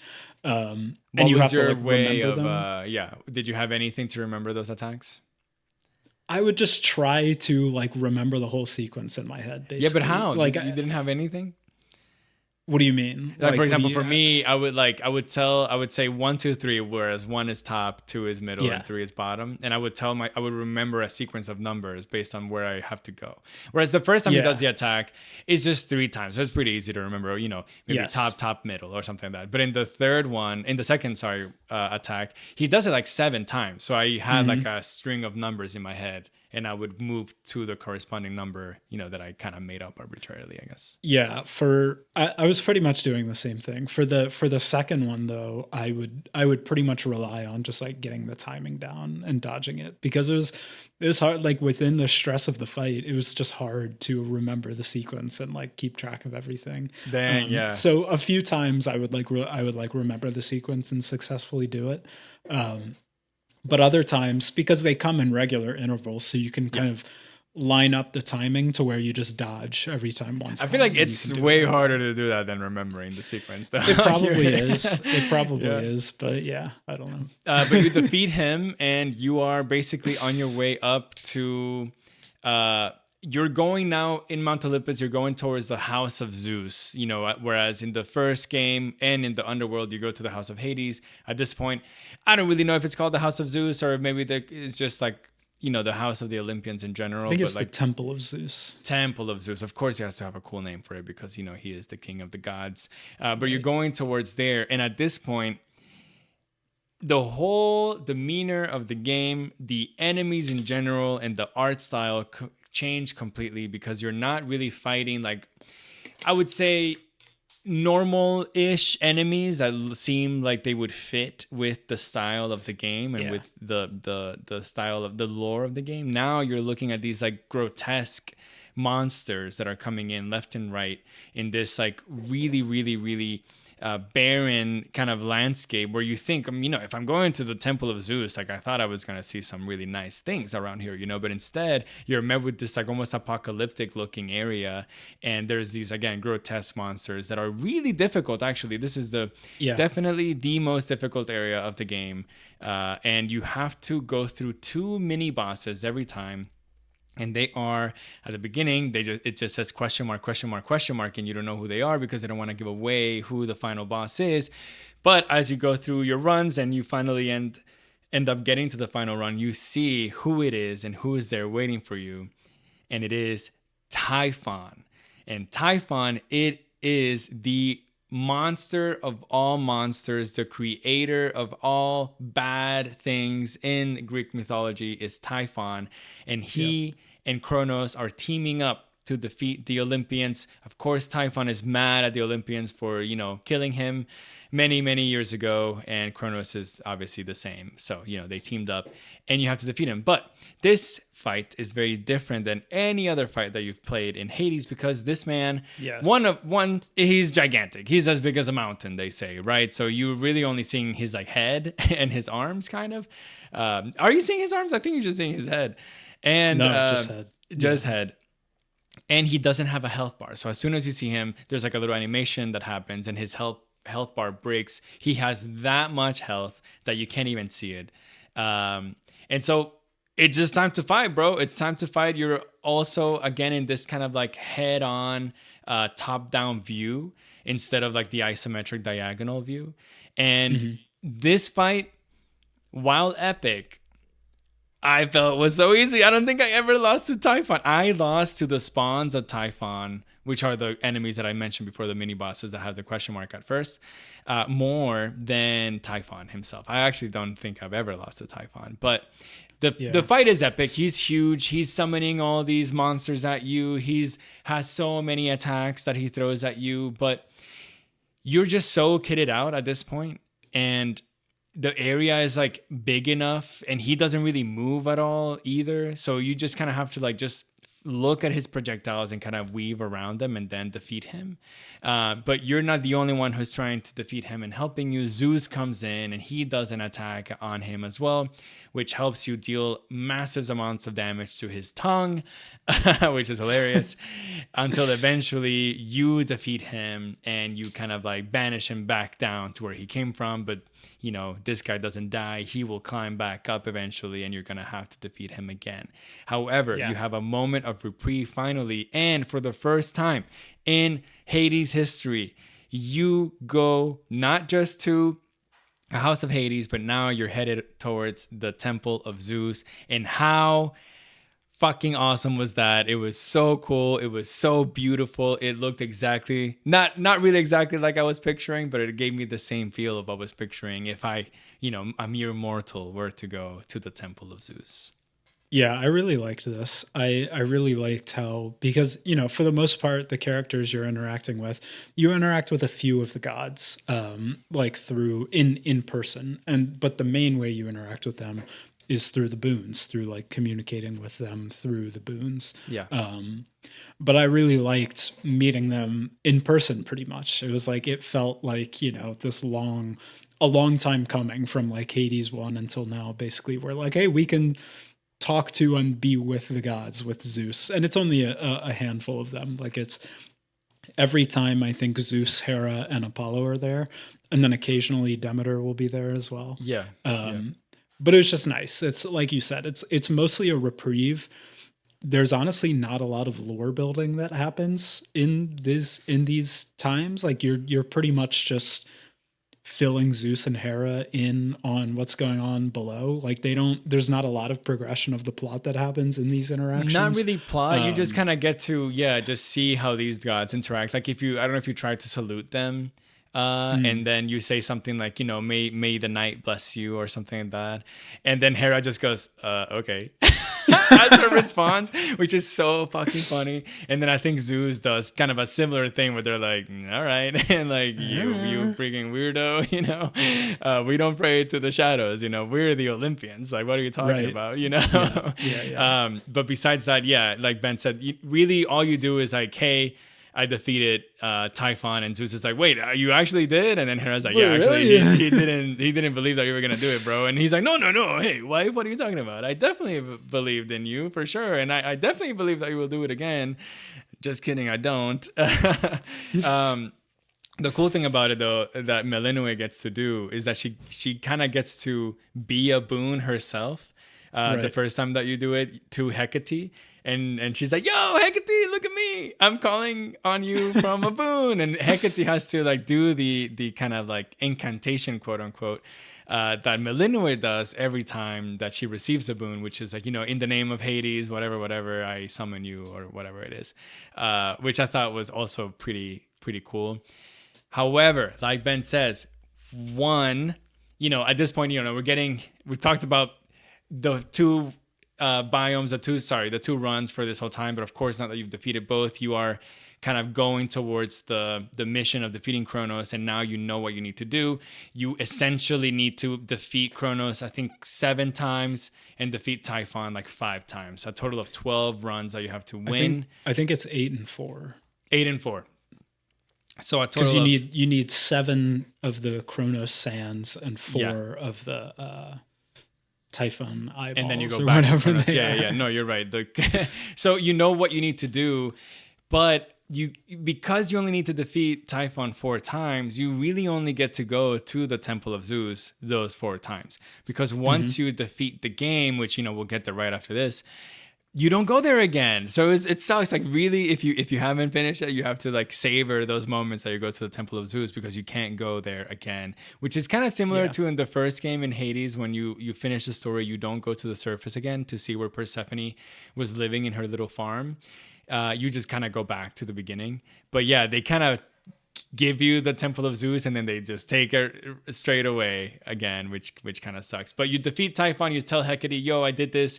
You go back and you kind of like concoct a plan. Okay, I need to go to defeat Kronos 7 times, but really it's because in those 7 times, every conversation that you have with Zagreus kind of develops the plan that Zagreus and Melinue and Hecate, I guess to an extent, are devising for Kronos, which is, hey, we need to kill him in your time because I cannot kill him in my time. So I need you to find like the best, weapon that you can to defeat him, and you need to leave it for me to find in my time so that I can enchant it, and then you can use it to defeat Kronos. And they're like, what? So it's kind of like it's like a back and forth thing that you have to do with this weapon. Eventually, as the story progresses, Zagreus says that it's gonna be the lance or the spear of Gargaros, which is Hades' spear, and with that spear he'll defeat Kronos. But he kind of is like,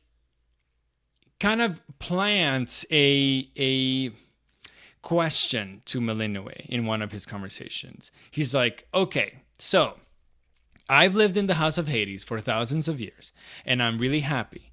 And you're telling me that you're my sister from the future, and you want me to kill my grandfather, who I've never met before, and for all I know is dead already, kind of. And I don't even know where he is. And you also don't want me to talk about this to literally anyone except you, this dream person. Like, okay. Yeah. And she's like, yes.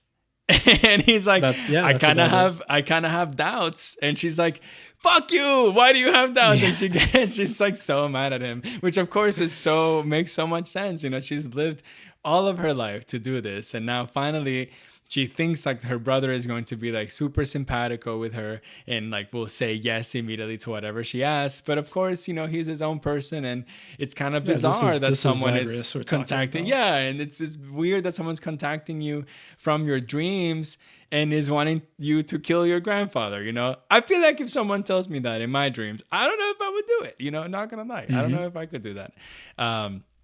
So basically, from that kind of like denial almost that Zagreus does, Melinue comes up with maybe like a plan A, plan B situation. She's like, you know, I need to take over kind of like the decision of what we're going to do here.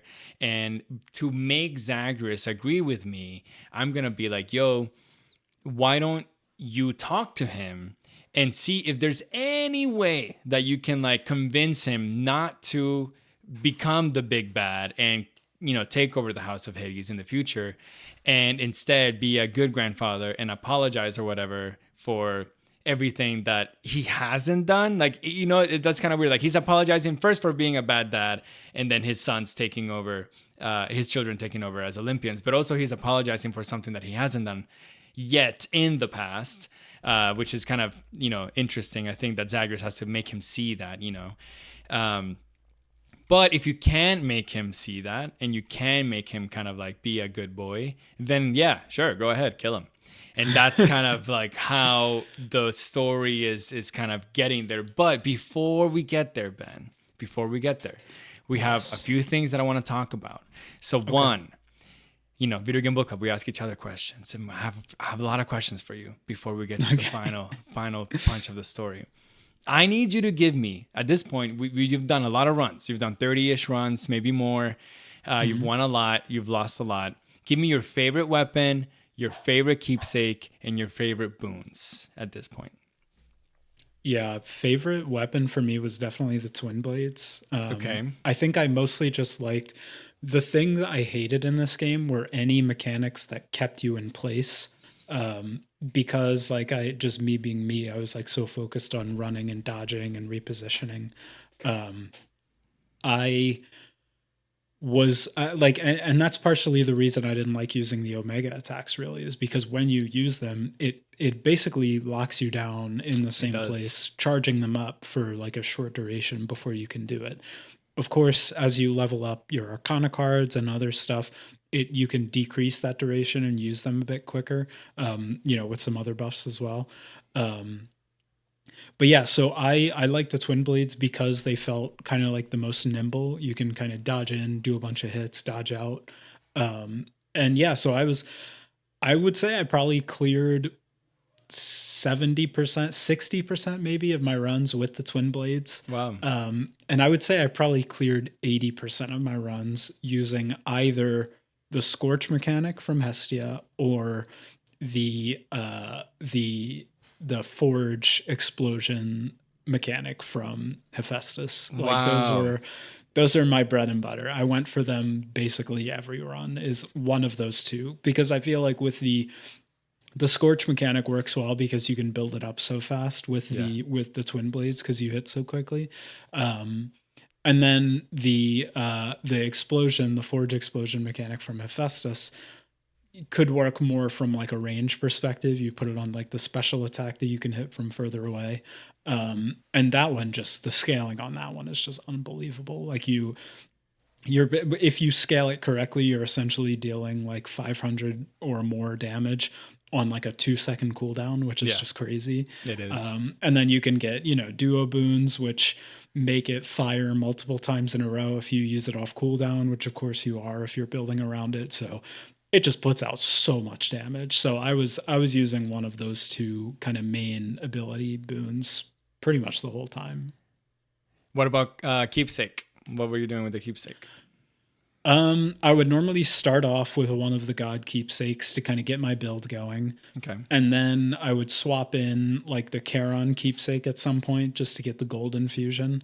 And then at the end, I would pretty much always go back to the Scalamaeus tooth to just get that extra Get Death just Defiance. one more, just in case. Just one more. Just one more. For me, my favorite weapon was the axe, which is so funny because Really? it's the opposite Dude. of what you were doing, which is, Total you were opposite. being I didn't nimble use and I the was being axe. slow, but hitting. I did not use the axe a single time. Oh, you're crazy, bro. I love the axe. Every aspect, different aspect of the axe, it's good. I think the aspect of Charon, I think, which is the one where you can cast, and then if you use your Omega special, it'll like blow it up and stuff, was just my favorite. It was so good.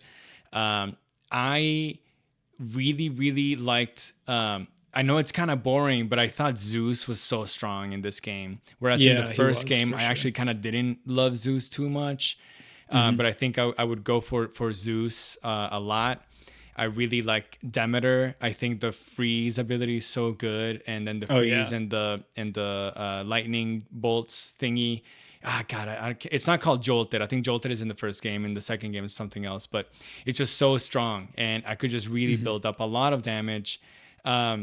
Blitz. To be honest, Blitz. Thank you. To be honest, like Hestia and Hephaestus were probably the one of my least used boons, and I would do more like Apollo, Zeus, Demeter. I would do Ares a lot, Aphrodite. Those like increase your damage per hit a lot more, and not like give you additional damage over time, or the hammer, which is I feel like that's different, right? Because if I want to hit a lot and I want to hit hard, I want like plus really big plus percentages in my damage. Whereas you were like hitting so much that like your attack isn't gonna deal 150 damage, but like your Scorch will and your hammer will. So just those different play styles, it's just so cool, and that's why Hades is so unique, in that way. And it speaks to all the depth of the systems. Is that there's no right answer. You can play and win the game with any build basically. That's definitely something I wanted to talk about. Like every single god is playable. Every single god is viable. Every single god will give you the recipe to succeed and to win. I think that our conversation that happened an hour ago at this point on early access, that's why it works, because they have made every god viable. Keepsake, I really liked Echo's keepsake just because I really liked that going to Echo's keepsake. Post game, you get the jewel palm. I think the jewel palm runs were so fun just because all of your boons, even though it's kind of like you don't have that many choice of boons, they're all super decked out. So you get dealt these cards, but these cards are all aces, and you're like, hell yeah, I like this. Okay, couple more questions for you. Yeah. So you have relationships in this game.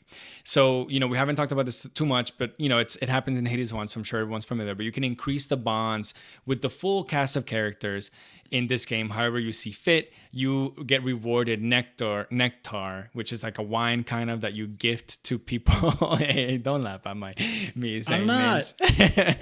Nectar. you gift it to the gods, and that increases your relationship level with them. Eventually you can gift them ambrosia, or there's two different things that you could do. You can take them to the bath and you can take a bath with them, or you can go to the fishing pier and you can fish with them, and by doing that you max out eventually their relationship status or their relationship level. So my question to you is, who were you trying to level up first, bro? Who did you want to? Who did you ever get a max relationship? And even if you didn't, who would you have gone for first? I did not get a max relationship. I initially Odysseus, just because he was like the most kind of affable and like in your face, so I was just giving him some. But I think I started trying to pursue with Nemesis more, because I feel like it was more of like kind of dangling the carrot in a way. Like she didn't want to have a relationship with you. She No, was like she didn't. she was at odds with you basically, but it's kind of the dangling of the carrot. Like, can we win this character over? Can we kind of like make a good relationship out of this? So I would say those are the two that I like primarily went towards. I maxed out Charon first. I Mm. love him. I mean, come on. He's with you every step of the way. Yeah. Even when Yeah. he can't make it all the way to the top of Mount Olympus, he puts a little or Hermes probably puts a little cardboard representation of him on your final shop. He works so hard to get you all the things that you need, that I needed to reward him with a lot of nectar and a lot of ambrosia. So definitely went with him first. I think out of the cast of characters in the hub, I didn't really like any of them that much, to be honest with Yeah. you. Completely honest with you. Yeah. No one really hit me like Achilles hit me in the first game, or like, God, I don't even remember his name because we're so bad with names. But like the singer, the performer, Orpheus. Orpheus. Thank you. In the first game, like I loved him. I loved Hypnos in the first game. You have Hypnos in this game, but he's sleeping the whole time. I mean, you can wake him up Mm-hmm. eventually, but like, come on. Like he's my boy, and I can't talk with him. Yeah. Obviously, you have Nyx in the first game too, which Hecate is just as good, I think. So I really liked her, but yeah, I don't know. So what I was gonna say was I really liked the characters that you meet in the runs. So I was trying to pursue them a little bit more, and I feel like one thing that I felt on this game is that you are starved of nectars a lot. You're so Mm-hmm. starved because there's so many more characters for you to meet and so many more characters for you to bond a relationship with. You need to use them a lot. And out of all the things that you can concoct in your big cauldron, nectar isn't one that you get until way later. So like at the beginning, bro, you only get one or two nectars per run, but there's 40 characters to give nectar to. So it's just like you Yeah. barely are able to give any nectar out, which I don't know. That's one of the things that I didn't like. Like, okay, increase the content of the game twofold from the first game, but you gotta give me more nectar, bro. Like, I cannot put 150 hours to max everyone's relationship. I was able to do that in like 80 hours or less, probably in Hades 1. So I don't know. Right. That's just one thing that I wanted to talk about. But Ben, Mm-hmm. at this point, we are going to end game. We're going to the true ending. Why don't you walk us Let's through go. what happens when you meet Kronos one last time? Yeah, so you've gone through at this point. A brief tangent before I do that. I get so you we talked about you. I think it's a minimum of 12 clears to reach the end of the game. Yeah. So and that's 8 in the underworld and 4 in the overworld. Mm-hmm. At that point, when you're reaching that end game stage, it felt more like a grind to me, because it wasn't really difficult anymore. Like, Kronos was essentially an auto win. Yep. The overworld for me was not an auto win, not because of Typhon, but because of Prometheus. He just like, Prometheus dude, is he tough. just always had hands. Like, he was just giving me hell the entire time. Yeah.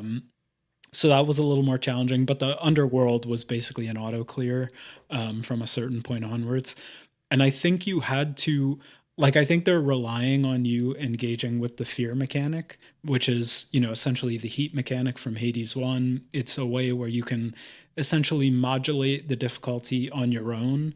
But to me, like, that's not really the type of difficulty I want to engage with. Like, that the fear mechanic to me is kind of like artificial difficulty, where it's like increasing the number of enemies by a certain percentage, or putting a time limit on how quickly you need to get through certain areas.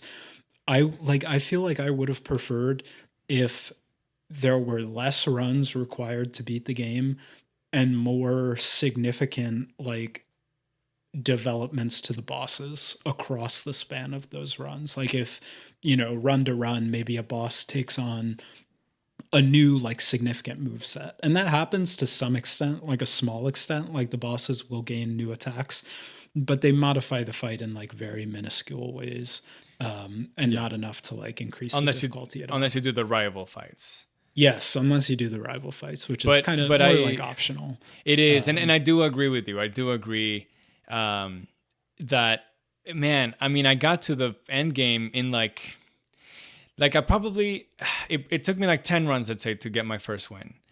But from yeah, then on, I probably won like the next 12 and only lost like four in between. So yeah, like in 16 runs after the first 10, I was in the end game. And like you, I hmm didn't feel like the fear system was as good as the heat system. But I think it's because of the way that the farming simulation worked. In Hades 1, you couldn't farm anything. So you had to only get items based on run wins. And the developers wanted you to play a lot of runs and they wanted you to engage with the difficulty modifiers.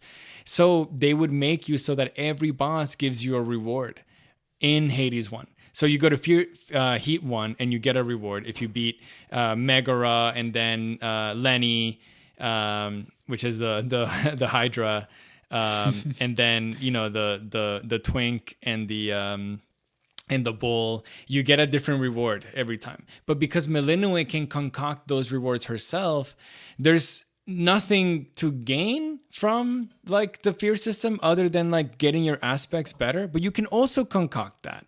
So yeah, I don't know. It just like it definitely the fear system really was a big miss for me. I didn't feel as engaging, like you said. It didn't feel as engaging as the heat system, in my opinion. And I much prefer the Chronos trials, the Chaos trial, sorry, than the fear system, which I think was a little bit disappointing.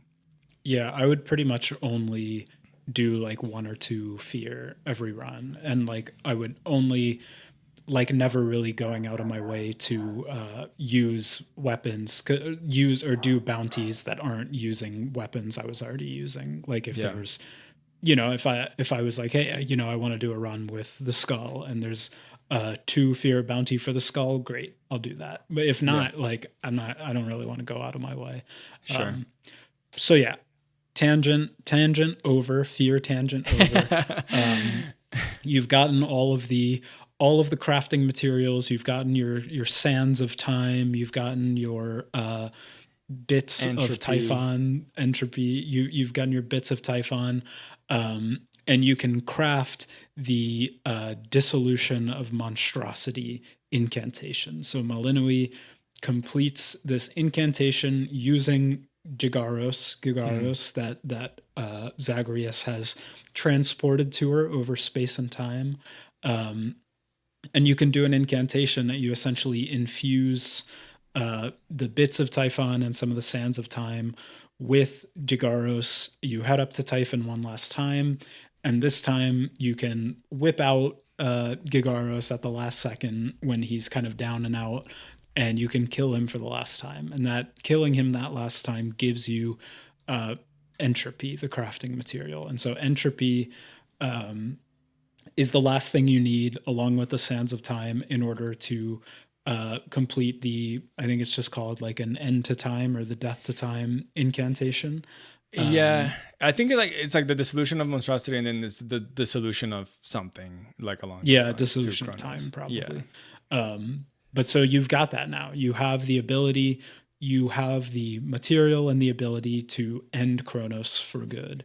And and so him. now it's time to head back down to Tartarus one last time and confront him.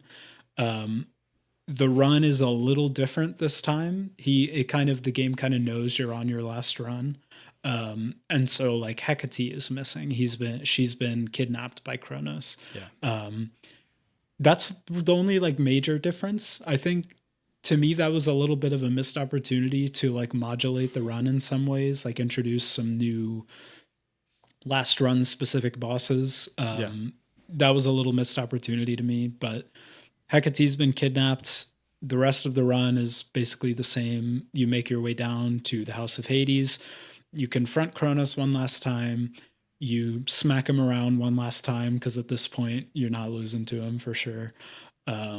And yeah, it's Melanoi basically has a decision to make now. Am I going to uh, kill Kronos because I've got the materials to do so, or am I going to try something else?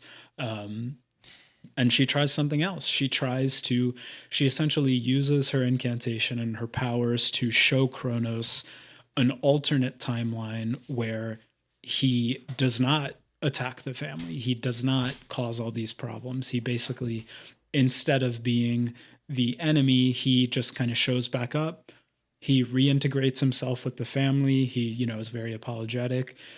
We see scenes of him growing up with Melanoi. We see him like kind of as Melanoi's growing up, like playing hide and seek throughout the house. Um, all of these very, very homey, very like, cozy scenes between Kronos and the rest of the family. And they're a little hesitant to accept him back because of the history between the Titans and the gods. But they do, and they have a happy life. And then he's transported back to current day, where everything that we've played through has happened. He's waged war against the gods. But now he has this alternate knowledge of what life could be like if he chose a different path. And so he's very conflicted. He, is very, I don't know, he's kind of waffling around, but eventually he decides, okay, we'll try this. And that's kind of the end. There's some post-game content, but yeah, what did you think of this kind of last sequence?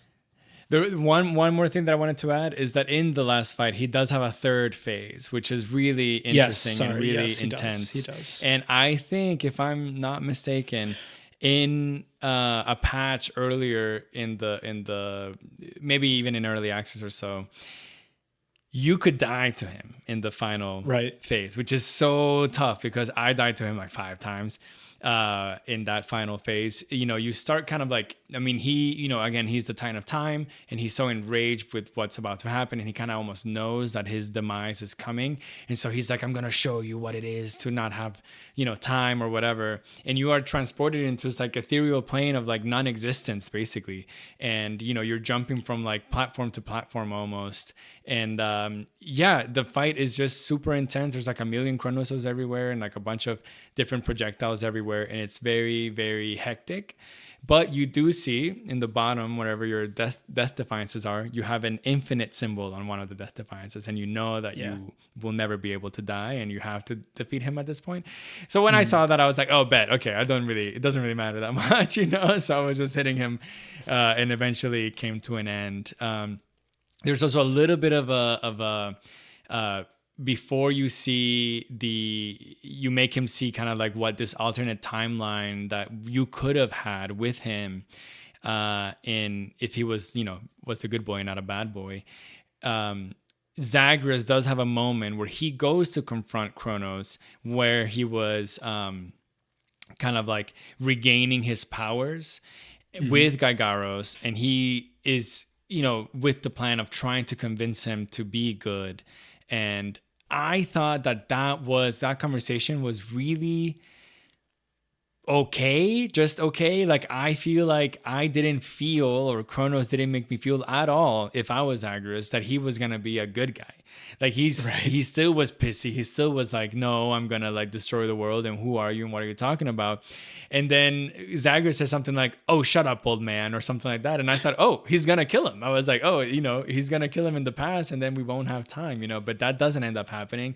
He takes him with him. And, then you have that alternate timeline where like everything is good and everything is happy. And, Melanoi, you see Melanoi growing up as a child. And it was really good. I really like that ending. I think I like that I don't know, I'm conflicted. I feel like at the beginning, I didn't like it. I saw the ending and I didn't like it. And I was like, this whole time for the last 30 hours, 35 hours, my mission was kill Kronos, death to Kronos.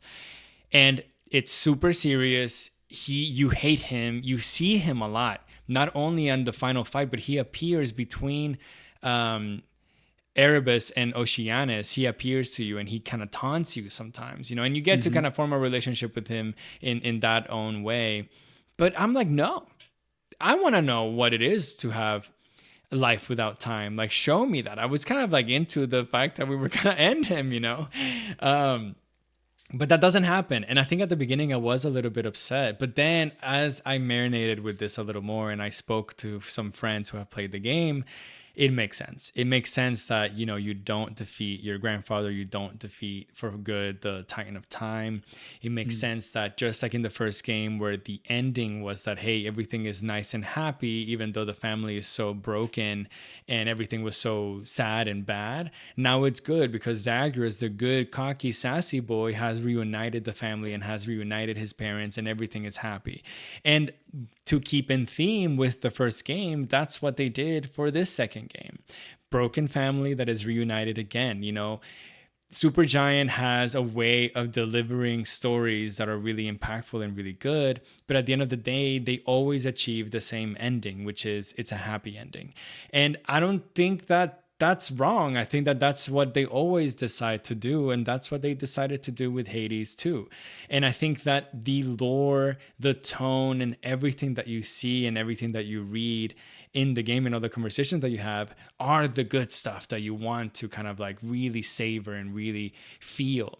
But to think that an ending like to a game like Hades 2 will be anything other than a reunion and a happy reunion of the family, I think you just didn't know. You know, you just, you know, you were like trying to find something that just wasn't going to be there for you, you know.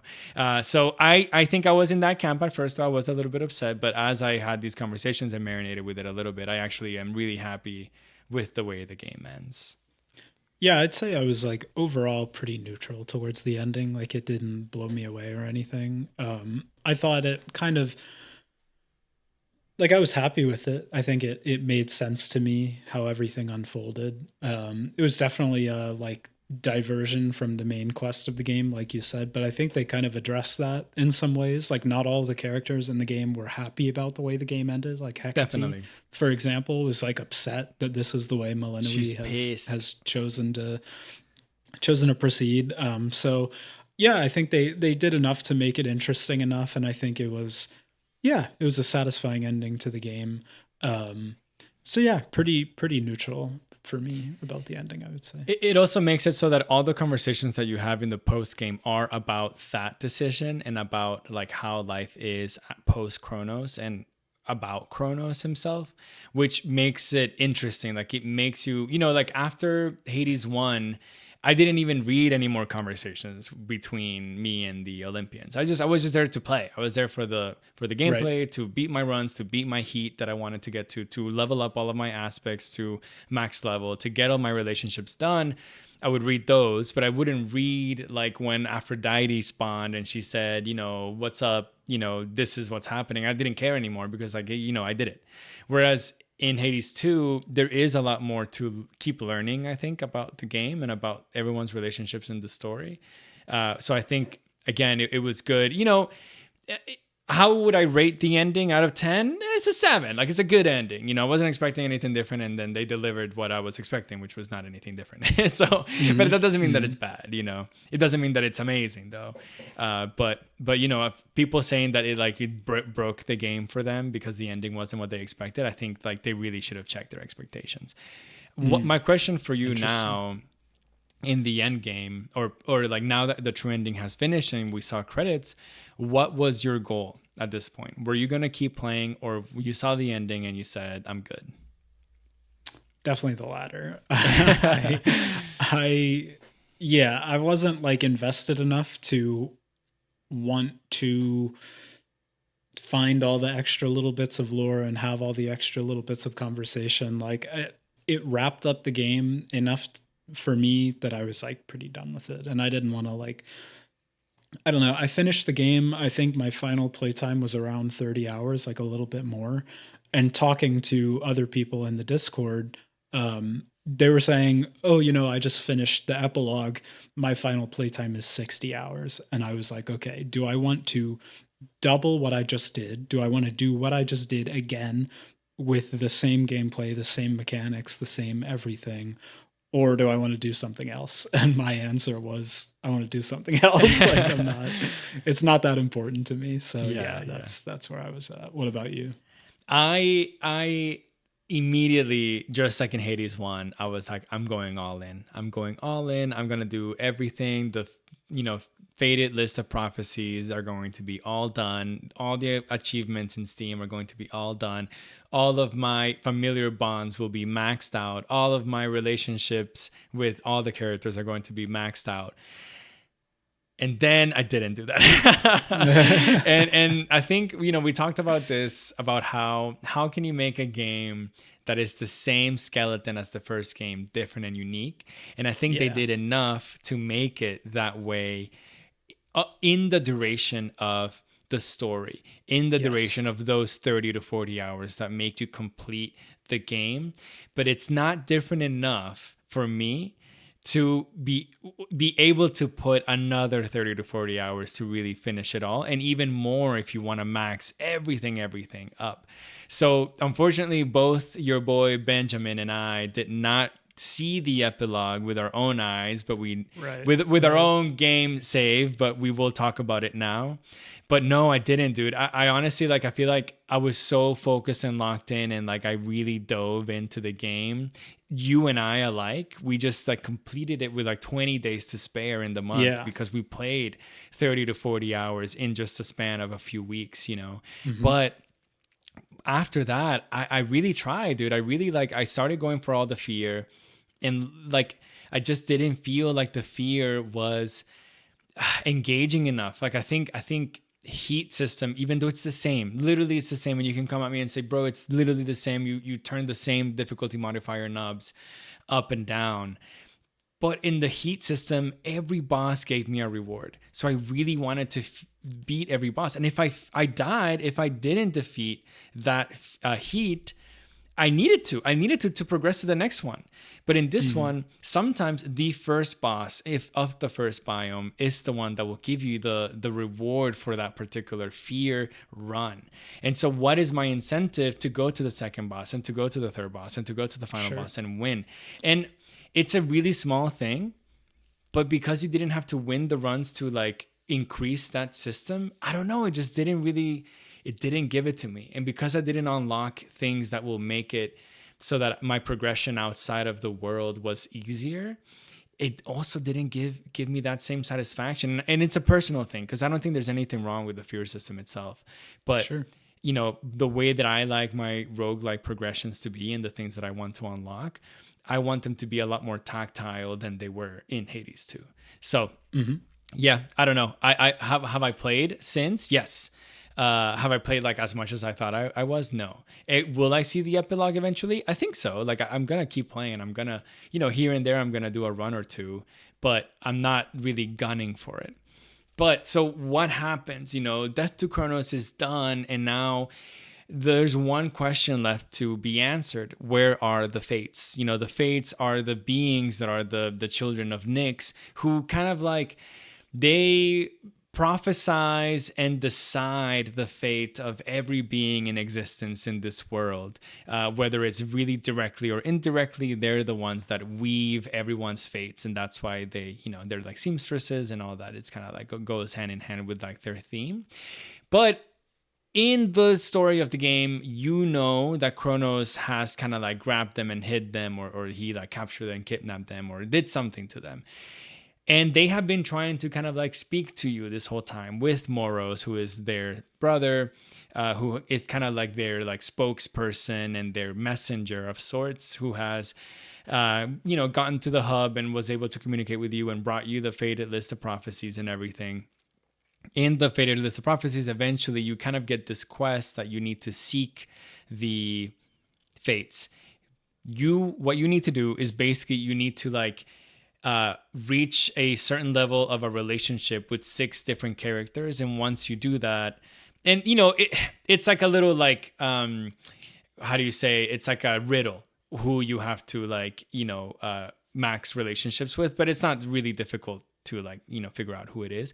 Once you do that, you have one more quest, and it tells you that you need to go through a run on the underworld. And once you reach Oceanus, you need to enact the keepsake of Moros 3 chambers in a row. Once you do that, you need to actually die this time. And then when you die this time, you will appear in front of the Fates. And that's what happens. You appear in front of the Fates, and they are so funny. Immediately, I could hear Scylla's voice in one of the 3 Fates, which is the tiny one, the one that speaks to you a lot. She has like a New Jersey accent, which is hilarious. And she's just like really like feisty and kind of silly. And she tells you, yo, you finally found us. I don't really have a lot of time to talk because I kind of don't want to talk to you. But because, you did this whole thing, I'll give you 3 questions. Melinoe, being like the goody two-shoot straight edge, to the point person, she's immediately concerned for them, and she's like, are you guys all right? And then she's like, okay, I'm gonna count that as your first question. Yeah, I'm good, bro. How about you? And it's just really funny how like that interaction goes, because I feel like the whole time you think that the Fates are asking for you to find them, but then you find them and they're kind of like slightly don't really care about you that much, which I thought was funny. Eventually, basically, they tell you, the whole point of the epilogue is that they tell you that they are done. They're retiring. They don't want to weave everyone's fates anymore, or at least they want to take a break. They think that the gods can handle it from now on, and they will leave the fate of the world basically to the gods. And then eventually they want the gods to leave the fate of the world to mortals, which is where we are now. Like if you think about humanity right now, at this point, we don't see the gods anywhere. They don't mess with our lives. We are in control of our own lives, and we have this free will. And so basically it's telling you that if now, the present time in this real world, we are the mortals who are now in charge of our own destiny and our own life. Whereas previously the gods were there, and before that it was the Fates. So I thought that was pretty cool. And then she says, yo, also just want to let you know that Hecate has a big secret to reveal. And you're like, okay. So you go talk to Hecate, and then Hecate's like, hey, we need to talk about this in a private place. So of course you and her go take a bath. And then Hecate, this whole time, you basically can't see her face, and especially you can't see her eyes. You can only see one eye, actually, and it's glowing green. And it's funny enough, one of your eyes is also glowing green, but you can't see the other one. And then she takes her like blindfold kind of off, and you see that she has the same eyes as you. And she reveals that that Hecate is Melinoe from a different timeline, from a different time, like a timeline at all, like a different reality almost. And she also had the mission to defeat Kronos, and she basically was able to do that, but in doing so, she was taken back to the beginning of time itself. Basically, she was transported to like the beginning of the world as we kind of know it, I guess. And so she kept in hiding, and she realized that she actually didn't defeat him as she thought she did. And so she basically her whole life planned to meet Melinoe herself in the future to help her actually finish the mission that herself, Hecate, wanted to do, millions and millions and millions of years in the past. And that's why she was so pissed when Melinoe at the end, when Hecate felt like her whole millions of years of life were culminating to this moment of defeating Kronos, Melinoe was like, just kidding, I'm not going to do that. Obviously now she's okay with it, kind of, but that was the big reveal. And for me, it was a huge reveal. I did not have that spoiled at all, which I think a lot of people did have that spoiled, but I didn't have that spoiled at all. And whenever I was writing my notes for this podcast, I found that out for the first time. So I was like, wow. I was like, what? I thought that was a really cool reveal. And I really wish that the true ending could have shown us a little bit of that, or could have like almost like pointed you to that direction, like, hey, you want to keep playing this game because there are some secrets that are really important to the story that you do not know. Yeah, I thought it was a really weird handling of like the epilogue content. Like, I think you're introduced to this storyline about the Fates specifically, like trying to find them, trying to locate them. That is introduced to you at the very beginning of the game. You're like, we need to find the Fates. We need to rescue them. They've been kidnapped, basically. And you don't resolve that until the very end of the optional post-game content of the game. So like you reach the end of the game and it's still this kind of thing hanging that really nothing has like addressed within the true ending of the game. There's Yeah. like really nothing that's addressed that storyline. There's like little bits and pieces, but really nothing at all. Um, and I get that that's supposed to be kind of the hook that kind of keeps you playing, is like you want to keep pursuing the storyline that you've been hearing about the whole time. But as somebody that like wasn't motivated enough to do that, it was like unsatisfying to me that this whole like seemingly big part of the storyline was just not addressed at all within the core content of the game. Um, so that was a weird decision to me. And then, you know, like you said, I think locking the true information about Hecate, um, which seems to be like a really big part of the story, is again locked behind 30 to 40, maybe more hours of optional content. That's just crazy to me. And you know, obviously you can approach that however you want. You can do what I did and finish the game, finish the true ending, and then look up the post game stuff. That's great, but yeah, it just felt a little weird to me. It felt a little weird to gate so much of the content like that. And I think like the the revelation of like Hecate and Malinui is pretty cool. Like I think it just opens up such a can of worms about like time loops and like, you know, has Malinui been a part of this time loop this whole time? Like is Hecate, and what happened, like if Malinui did decide with Hecate's help to kill Kronos, would she just have been sent back again and to like continue reliving this whole loop over and over again? Interesting. And Yeah. it's by kind of converting Kronos and pursuing an alternate path that she breaks that cycle, was kind of my interpretation. Oh, that's a great interpretation. I love that But thing, bro. okay, yeah, thanks. Um, but yeah, so I mean, I think the optional stuff was cool. I think the actual interaction with the Fates to me was like, it was built up to be such a big thing, and then it was so casual that I It was was like, so casual. what It the was so hell was bizarre. that? Like Yeah. that was so weird. But yeah, I mean, the part about, you know, the Fates retiring and the gods eventually retiring, I thought was cool, kind of ushering in the age of man. I thought it was all cool. It was just like, yeah, it would have been nice to be able to actually engage with it in like a reasonable time frame if you don't want to play double the hours of the game pretty much. Yeah, agreed. But Ben, you and I have spoken for the last 2 hours nonstop about Wow. Hades 2, and I think everyone listening has learned a few things about the game, hopefully. And hopefully you weren't just, you know, really, really smart.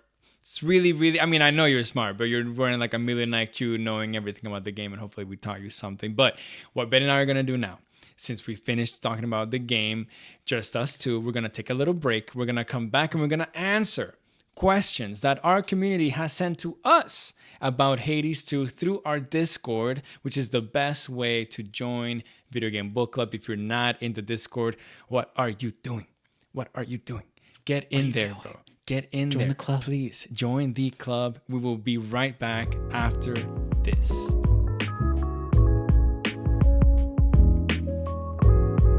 Welcome back to part 2 of Video Game Book Club, where we answer the questions that our viewers have sent to us on the Discord, the Video Game Book Club Discord. We just told you to join, and we're going to tell you one more time to join. We also usually have questions for each other, but I did ask Ben like 7 questions in part 1, so I feel like I'm almost out of questions. But I'm going to start off with Glass Shark from the Discord. He asks, who is the best looking character design, and why is it Hestia? I mean, yeah, Hestia's is great. I love she's like the grandma character. She's like kind of, well, I mean that's Demeter, but Hestia kind of occupies that role as well. She's just She like the does. kind old grandma. I interacted with Hestia a lot. You know, like I said, I used a lot of the Scorch boons. So that's definitely a You good love her. one. Just I say think it. You really love her. I love her, man. I love her. I think my favorite, honestly, was Athena. I think, like you said, Mm-hmm. hers was the most unique in that when you interact with her, she's like in the middle of battle. She's like she's defending Mount Olympus, like, and you're trying to go up, and she's kind of defending the gates, trying to keep out the monsters and the enemies. So I just thought hers was really cool. It was kind of like in the action. She's like in all of her armor, kind of with her weapons and stuff. Her pose is so cool too. She has like her spear like on her Yes, resting on her shoulder, and she has her, exactly, of course, her Athena shield, which is so cool. exactly. What was yours? My favorite character design was Prometheus. I really thought Yeah, Prometheus yeah, was that was top a cool one. tier. It was so cool. I liked like the scarring that he had in his abdomen area, where there's a bird that is uh, pecking away at his liver throughout the rest of time. I kind of like that he has this kind of martial artist kind of aspect to him. I thought that was really cool. But I did really like my favorite character design improvement from the first game is Ares. I thought Ares Yeah, yeah, looked yeah. so cool in this game. He just looks like a menace, and I'm just happy like, I feel like, honestly, in the first game I thought Ares was the worst god that you would get. Like, I thought the whole doom thingy that he did was kind of sucky. It just kind of sucked. It wasn't great. I didn't really love him. The only thing that was good from him was his dash and maybe his god call. Besides that, I was like, whatever. In this game, it's not that his kit is like the best. It's good. It's not like amazing, but he just was so cool. I was just like, yes, Ares, come on, you're the god of war, and we are in war right now. Give me some stuff. He's no Kratos, but he was cool. Right. All right, we've got some questions from Joe, a prolific member of the VGBC community. Joe's got a few questions for us, so I'll start with the first one, asking you, which god or goddess would make the best and or worst roommates? It's such a good question, because I feel like people want different things from their roommates, different Yes. things. But I think the best roommate that you would have is Hestia. Of course, it would be Hestia. In college, my roommate was my grandmother. I lived with my grandmother in college, and I imagine that it would be a similar experience when you have Hestia there. She's cozy, she's nice, she's kind, she cooks for you. She tells you everything is good. You're her favorite because you're her grandson or granddaughter in this case. Not really, great aunt, and you're the great niece, I guess. I don't know how you do it in English. In Spanish, it's easier. But I just feel like, if she were my roommate, I would always have a full belly. I would always be cozy. The house would always be warm, and I would be happy. She would listen to all my stuff. The worst roommate has to be Dionysus. I mean, he would be the absolute worst roommate to have. It would be one of those things where, like, I would be so excited to have Dionysus as my roommate the first week, and I would be on an insane binge of everything that could ever, be bad and enter my body would happen. You gotta say that, because it is Dionysus. But a week after, I'd be like, fuck, dude, I can't do this every day. What are you doing, dude? You will kill me. I will literally die from being Dionysus roommates. And in some sense, I think it would kind of be the same with Aphrodite, but just like in a different way, of course. But I feel like they both would achieve the same goal, which is you would be so happy that they were there for like a week, and then you would rather anyone other than them after that. Like it would be like mirror breaking. You would not be able to stand them just 7 days later. 100%. Yeah, I had the exact same answers. I was going to say Hestia and Dionysus. For variety's sake, in the worst, I'll say probably Hephaestus, just the racket. I mean, can you imagine the racket? You're trying to do your homework, you're trying to study for your exams, and he's up in the loft banging away on his anvil, forging weapons and all this stuff. I mean, come on, man. I got to get up at 7 a.m. tomorrow morning. Please, you got to chill out. Chill out, dude. He does have a really good accent, so I would love to like speak with him the whole time. Yeah. But I agree. That would be so annoying to just hear the banging and banging and banging. If you could pitch a boon from scratch that didn't obviously break the game, what would it be? That is Joe's second question. It's a really hard question because there's so much that could break the game. And I think like you're kind of supposed to break the game as you get better and better builds. But I would say the character I was the least satisfied with in terms of the boons was Ares for me. Like I thought the I thought the plasma system was a little underwhelming. And I thought there just wasn't that much like interesting stuff that he did. I think there's a few kind of duo boons that make him a bit better. But for the most part, like I never really wanted to get Ares. Like it just didn't feel like it was adding that much to my build. So I would pitch a new boon for Ares, new type of ability for Ares that essentially spawns illusions of yourself on like a successful attack.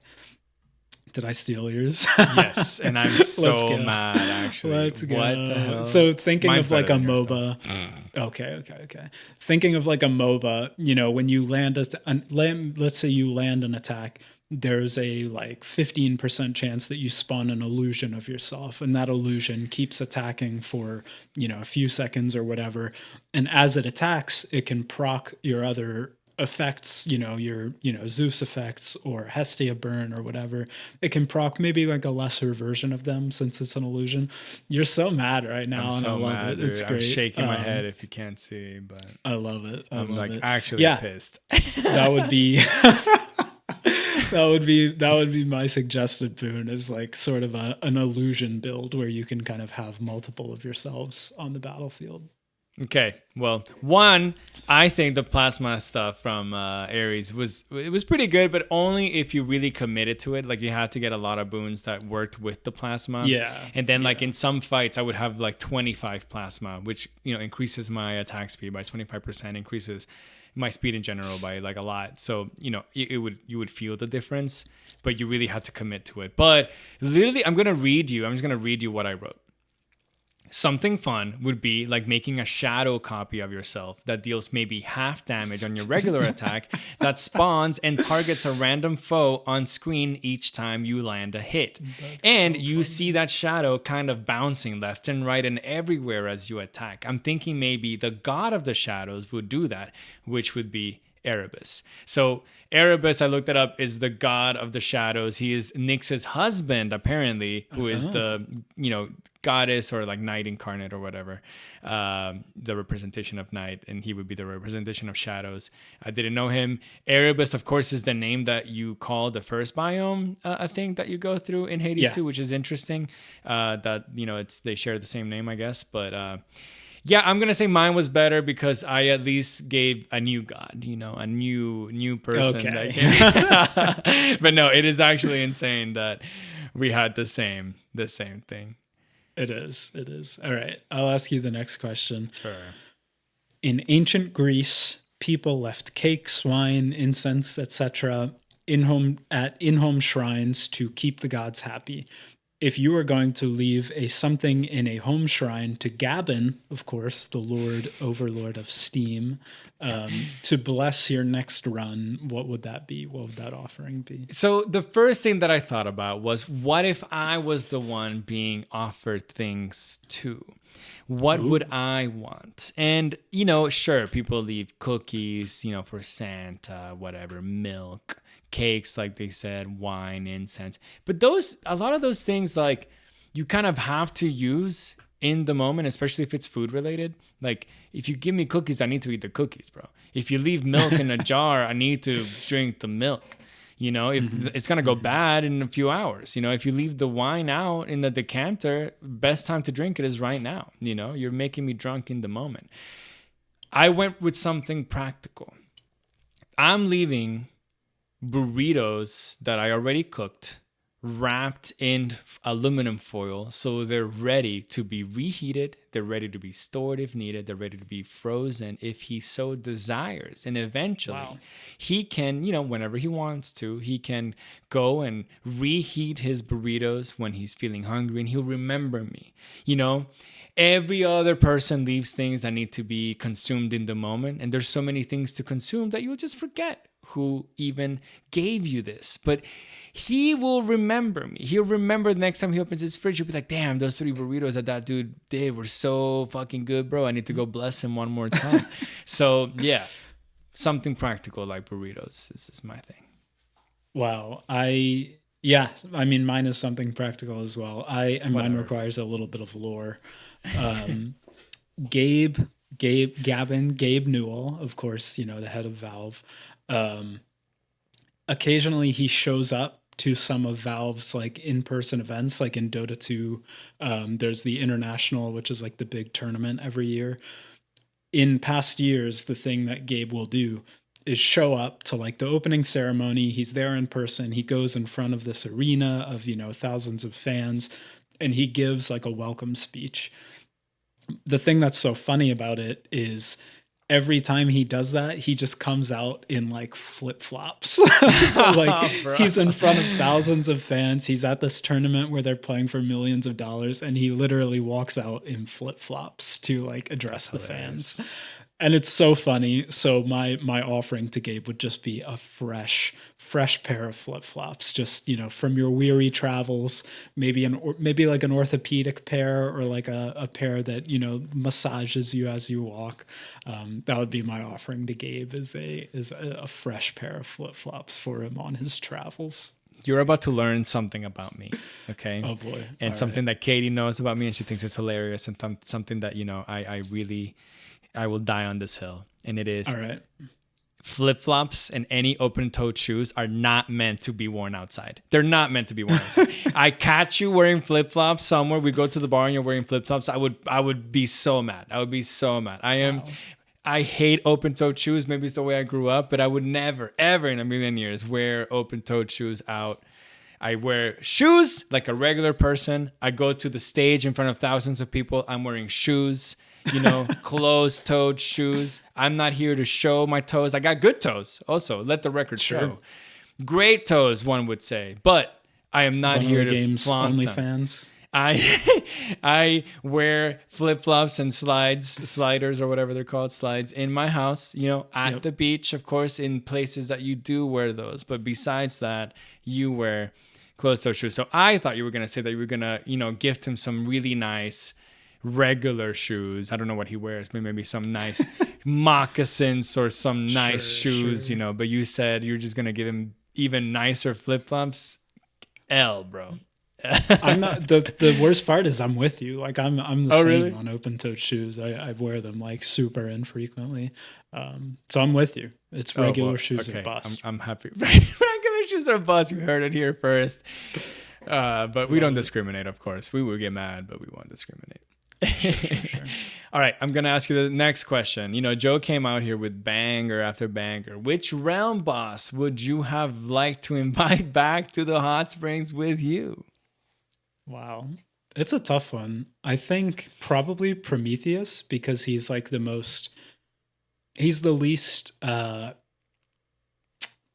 don't know, like the least opposing. He's like, it seems like he's kind of out for his own purposes, and like he could kind of be convinced to go either way. Like he just kind of has his own grievances with the world. He's not really working with or for Kronos. So probably Prometheus for me. Like it would be fun to kind of explore more conversation and dialogue with him outside of like the couple lines that you get before a fight. So for me, that I think I would say that one. Prometheus is the best conversation boss, I guess, that you have. Like he really always is bringing these philosophical kind of quips and stuff to you, especially because he is the titan of insight. What is it? Foresight. And so, it's just so interesting to have those conversations. So that's a really good answer. But I am going with my girl, Roxy, bro. Roxy, you can join me in the hot springs anytime you like. I love, my rock and roll girl. She's the drummer of the dreams, She's, of course, a siren / mermaid, however you want to describe her. And hell yeah, bro. Come to the hot springs with me. She's already used to being in the ocean, being in the water, so she'll just fit right in the hot springs. But I do think, if it's not Roxy, for funsies, I also would enjoy Cyclops, the Cyclops guy. I think he would be pretty cool to invite back to the hot springs. He needs a break from tending to his sheep. Yeah, agreed. I've got the most, Joe gave us a lot of good questions. I've got the most important question for you. I'm thankful that it worked out this way where I get to ask you this. Dionysus, pass or smash? I mean, come on. Smash. Smash. It's got to be Smash. Like if you're not saying Smash, you're absolutely you're just so insane. You're so insane. He is literally the god of party, bro. He's the god of party, god of wine, and brother's been around the block. You know what I'm saying? Yeah. He would treat you so right. He would. God, I cannot believe I even said that. But of course, you gotta Smash, dude. What do you say? I mean, have to. He's the best. That's a once in a lifetime opportunity, you know. Genuinely. If once in a lifetime opportunity, hopefully 2 times, you know. I don't know what his. Wow. All right, I'm gonna move forward. Wow. Thank you. Thanks for that, Joe. Appreciate you, buddy. Thank you, Joe. All right, we have 2 questions from Inferno Disco. The first question is: if you could send each other a boon for our respective game of life, what would it be and why? I have a great answer to this question. So I'm sending a boon to my boy JP, and I would be sending him a boon of Chronos. Because JP, if you don't know, is a very busy individual. JP has a lot of irons in the fire. He's bouncing back and forth to a lot of different things in his life. So I would send JP a boon of Chronos that would allow him to slow down or stop time so that he can sufficiently address all of the different things in his life, all the different areas and people to talk to and hang out with and be with. So that's the boon I would be sending JP is the ability to slow down time. Bro, you're gonna make me cry, dude. That is such an incredible boon to send me, and you read me so well. I would love that 1,000,000 times. Yes, I do. I accept your proposal. Thank you. That sounds incredible. I love that answer. If I could send you a boon, I would send you luck percentage increases boon. Ooh, I like that. So I send you a boon. And, it's not game breaking. It's not life breaking. It's not like, I'm giving you the ability to shoot lasers out of your eyes. Everything that you do, you will have a 5% increase in your luck of that thing. Anything. Every step you take, every bite of food that you have, you'll just have luck. Something, anything could happen that could be magical. Anything can happen that could be good. It doesn't have to be a lottery ticket or whatever. It can be a conversation that you have that is just lucky enough that person is the manager at, I don't know, Steam production management. And then he sends you the first Gabe Cube of production, and that just happened because you're lucky. You're just a lucky man now. Any interaction that you have. Yeah, dude. I mean, I love that. I'm going straight to the blackjack table. Oh, I knew that. That's 5%. That's EV, brother. That's EV. I'm going right to the blackjack table. I didn't mean it in that way. It's just everything. I mean, you know what? It has to be that way too, I guess. 5%. Yeah, has to. Pretty good. Okay. Final question. Yeah. Final question from Inferno Disco.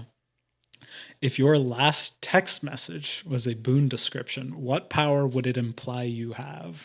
This is such a funny question, dude. It is. The last text message. So I had to check before we read these questions. I checked the last text message that I sent was to actually a member of the VGBC community, the Pasty G. And I texted him horrible. That was it. Horrible was in one word. I just said horrible. And I was talking about Arsenal played Chelsea. He's a Chelsea fan. I'm an Arsenal fan. And it was a 1-1 draw. But I thought that Chelsea are a bunch of thugs and they're horrible. That's wow. Yeah, I hate Chelsea.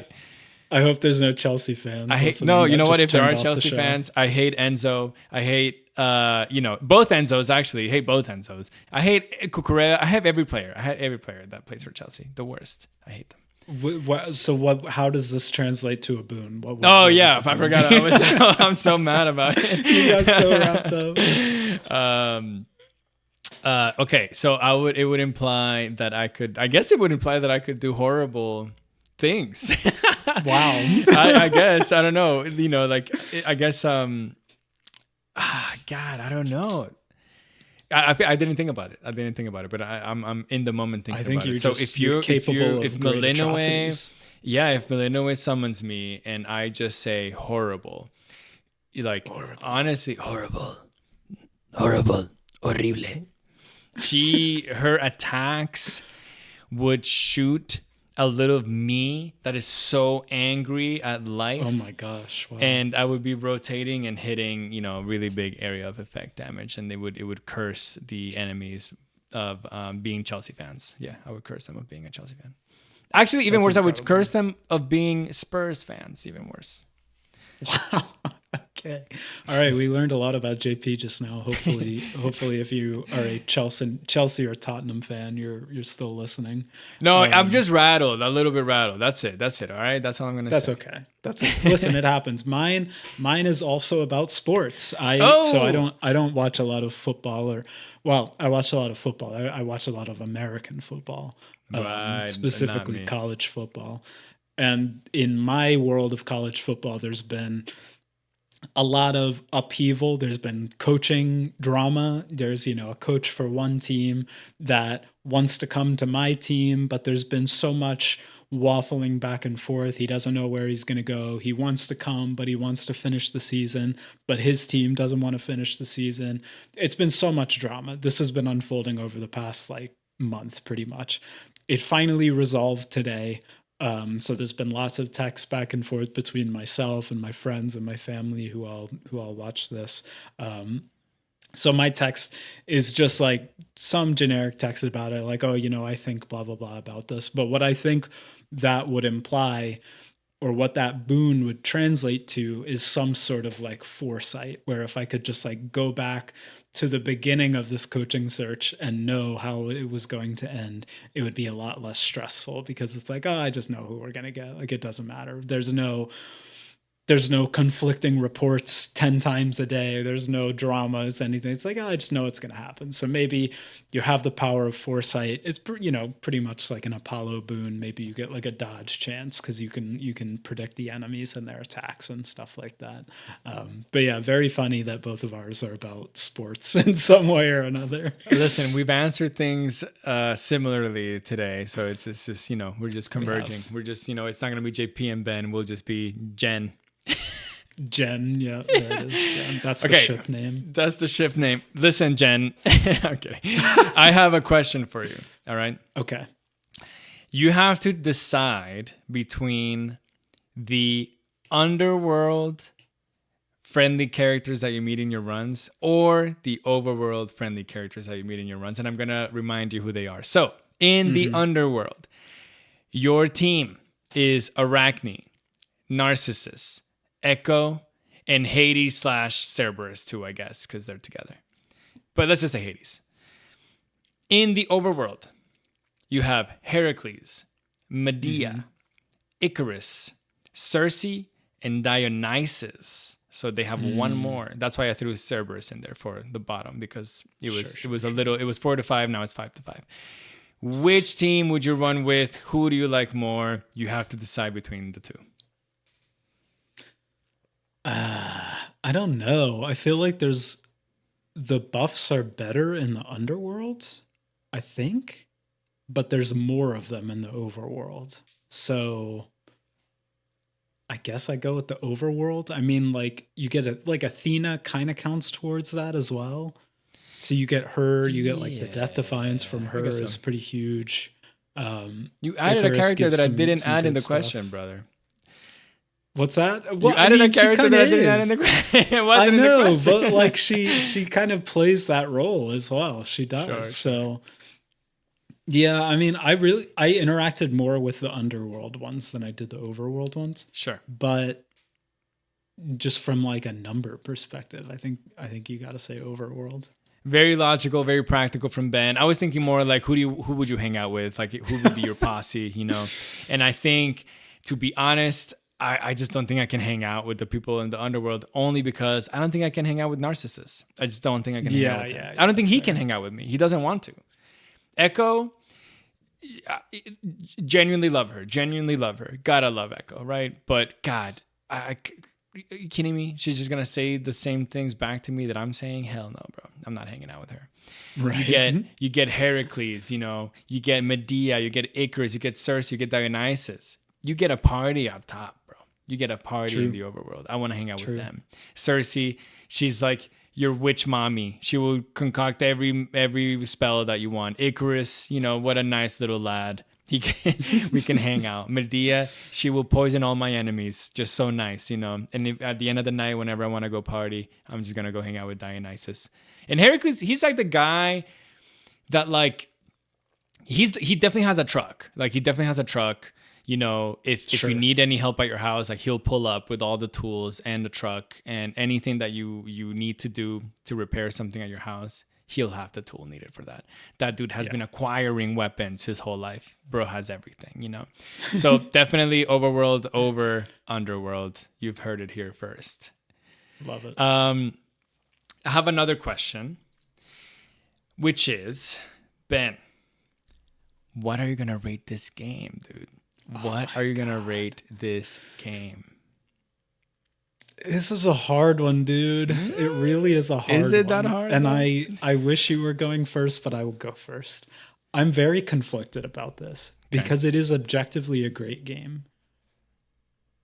But it's not the same revolutionary, groundbreaking game that Hades was. Because, like you said, it is the same skeleton of a game as Hades. It's a sequel. It's a sequel. In most ways, it is Hades 1 with more content.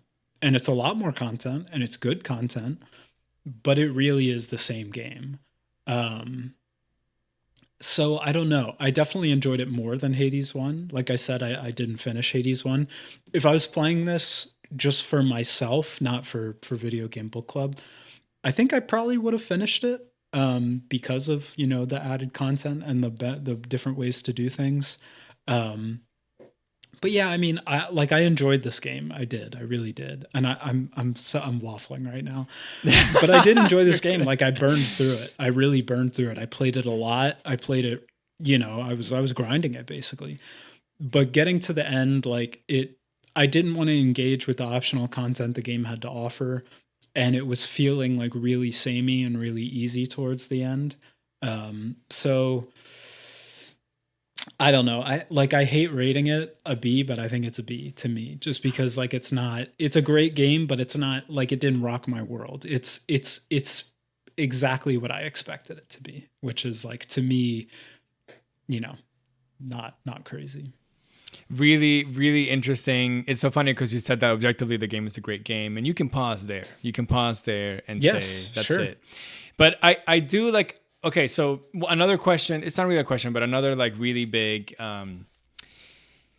conversation starter that we had in the video game Discord, Video Game Book Club Discord, was from Yax, our man Yax. And Ben put me as the king of roguelites.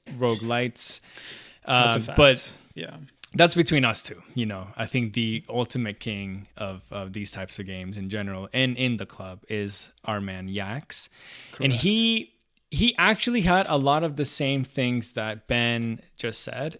He sent us like a 10 he did paragraph. A full write up. He made a blog post basically. He gave Hades 1 and Hades 2 all of the flowers available to give both games. But he ended up saying kind of the same thing, and I'm going to paraphrase a lot of what he was trying to say and a little bit of what Ben is saying in my own words, which is you go to a new burger joint that just opened up in town, and you experience very unique flavors that you've never experienced before, all wrapped up in this delicious burger, and you literally cannot get enough. You can't get enough. You can't get enough. You want this. You want this so bad. And then the burger joint says, but wait, I'm going to make another burger. And your expectations for this next burger go through the roof. Yeah. And it's insane because we are so bad as human beings and we expect so much because we're so greedy that anything that this burger joint will put out for you to eat will never live up to the expectations that you have in your own head. And you get this burger and it is so good and it is so much better than the first burger in different ways. And there's two patties in the burger now. And you're thinking, oh my God, 2 patties in the burger. I didn't even know I needed that. That's double the patties, bro. It's double the patties, bro. They doubled the protein content in the burger. That's and huge. You eat it and you like it. and you love it, really. Love it, really. But the magic of the first bite that you had of the first burger will unfortunately never be replicated. And Yeah. that is kind of how games like this feel. That is why there's not as many reviews in Hades 2 as there is in Hades 1. That's why there's not as many reviews in Silk Song as there are in Hollow Knight. Obviously, there's, a lot of time to go. But the point is, you build up all these expectations, and then they can only deliver as much as your expectations let it deliver, unfortunately. Mm-hmm. With that being said, I think that's just like that's just like the mentality of people, of everyone, including myself. But I really, if you look at this game in a vacuum, it's amazing. It's incredible. It's one of the best games I've ever played. Sure. I didn't want to interact and I want to now, but like I didn't, as soon as I finished the game, I didn't want to interact with everything that the game is providing, just because I already feel like I've played this game hundreds of hours, Mm-hmm. because I have. But I still have to give this game an A+, because I think Wow. it's just that good. It's just that Yeah, good. fair. And Super Giant Yeah. delivered us again something perfect. Really. I genuinely believe so. But I agree that even though it is perfect, it will never be as perfect in my mind than the first game, No, I mean, the comparison to me is, and I think it's a very apt comparison, is Breath of the Wild and Tears of the Kingdom. Like, Breath of the Wild was revolutionary. It revolutionized the Zelda franchise. It introduced so many new mechanics, so many new modes of gameplay that weren't there previously. It was a groundbreaking game. It was a landmark game that changed a lot of things in the gaming industry after it. And Tears of the Kingdom was more Breath of the Wild. Did it introduce new mechanics? Sure. Did it add a lot of new content? Sure. But it's the same game. It's the same. You're on the same map. You're doing the same things. It's the same game. So when you're thinking about it, like, Tears of the Kingdom is a bigger, more impressive game, but because one is a sequel to another, you inherently have to compare them to each other. And it's like comparing the two. I'm going to lean towards Breath of the Wild because of the context of it, because of how revolutionary and groundbreaking it was. And like, I think the same holds true to me with Hades 1 and 2. Yeah.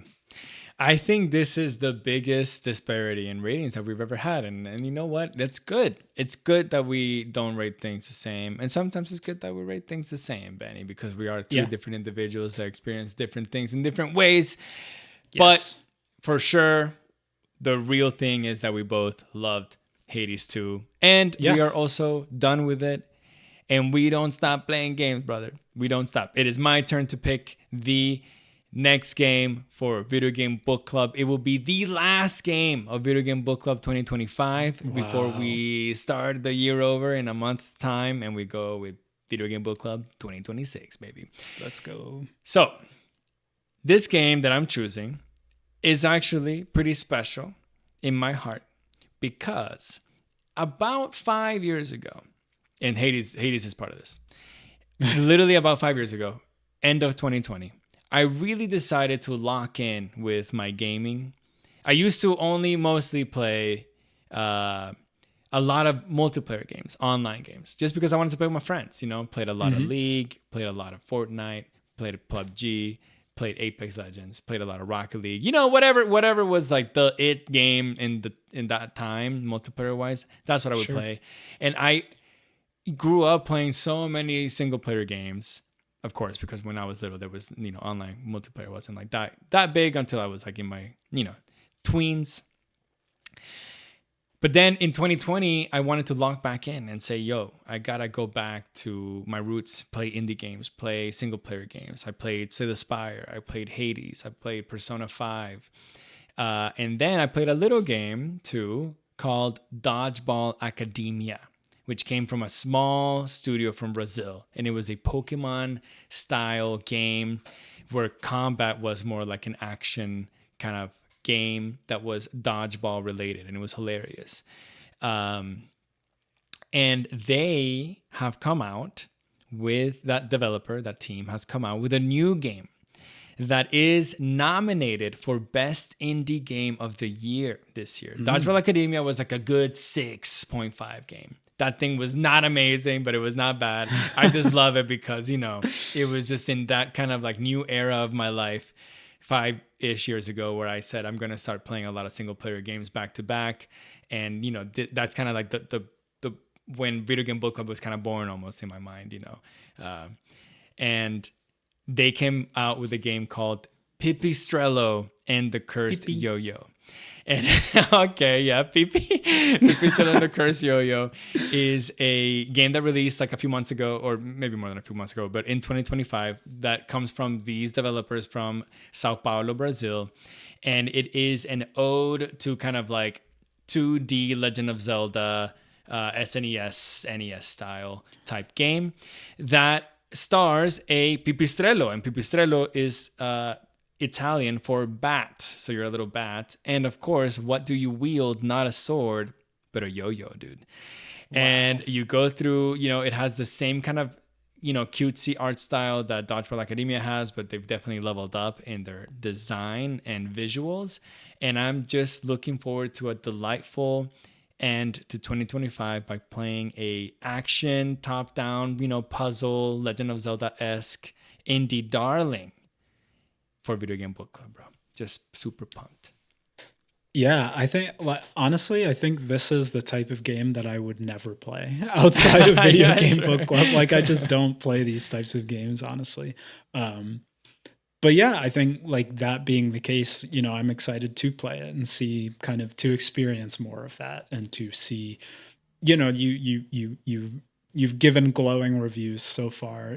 Not that we've talked about it, but just like, what you just said about the studio and the makers and everything. Has me excited to play it and excited to try it. So yeah, definitely excited to play it. I'm sure it'll be a Steam Deck game as we both have some holiday travels coming up. So hopefully it works on that. I'm sure it does because it's probably very easy to run. But yeah, very excited. Super excited. Definitely. Pipistrello. That's definitely one of the reasons I chose it too. I am leaving in a few days' time on a 10-day trip, and I literally I'll be back right before the holidays begin. And when am I going to have time to play, the next Video Game Book Club game? I was like, I need to play something on the run, on the fly, with the Steam Deck, something not super long, but long enough that we'll have really good conversations in 1 month's time. With that, this has been the November 2025 Video Game Book Club episode, and we, I think, did such a good job talking about Hades 2. And if you think so, leave us a comment, leave us a like, leave us a review, do whatever you need to do in the platform of choice that you are consuming this content with, and we appreciate you always. Join the club. Join the club if you wanna. If you're listening, you want to play Pipistrello alongside us. If you want to talk about it as we play, we'll be talking about it all of December as JP and I make our way through the game, and everyone else in the Discord as well that decides to play with us. Join the club. Link in the description. Leave us a like. Leave us a comment. Subscribe. Tell 10 of your friends to also subscribe. Yes. Love it. And we have something really special coming out in December, which is we will do the Video Game Book Club Awards on all December the video or game, January or January. I don't know when. I think it has to be January because we want to include Pipistrello, right? We want to include Pipistrello. Of course, I want to include Pipistrello. So, of course, never mind. Correction from Ben. We will do this soon, but not yet. But we will, what I'm going to say is just keep an eye out for the Video Game Book Club Awards. Subscribe. And we are still, we are still looking for more categories. So if you have a category that you want to nominate, we have some really, really good ones already. But if you want to add some more, we would love to give more different and funny awards to all of the games that we played in 2025. With that, we will leave you. Have a good start to your December. Enjoy your family, enjoy the games, and enjoy Pipistrello. Bye. Pipistrello. Damn, such a good way to end.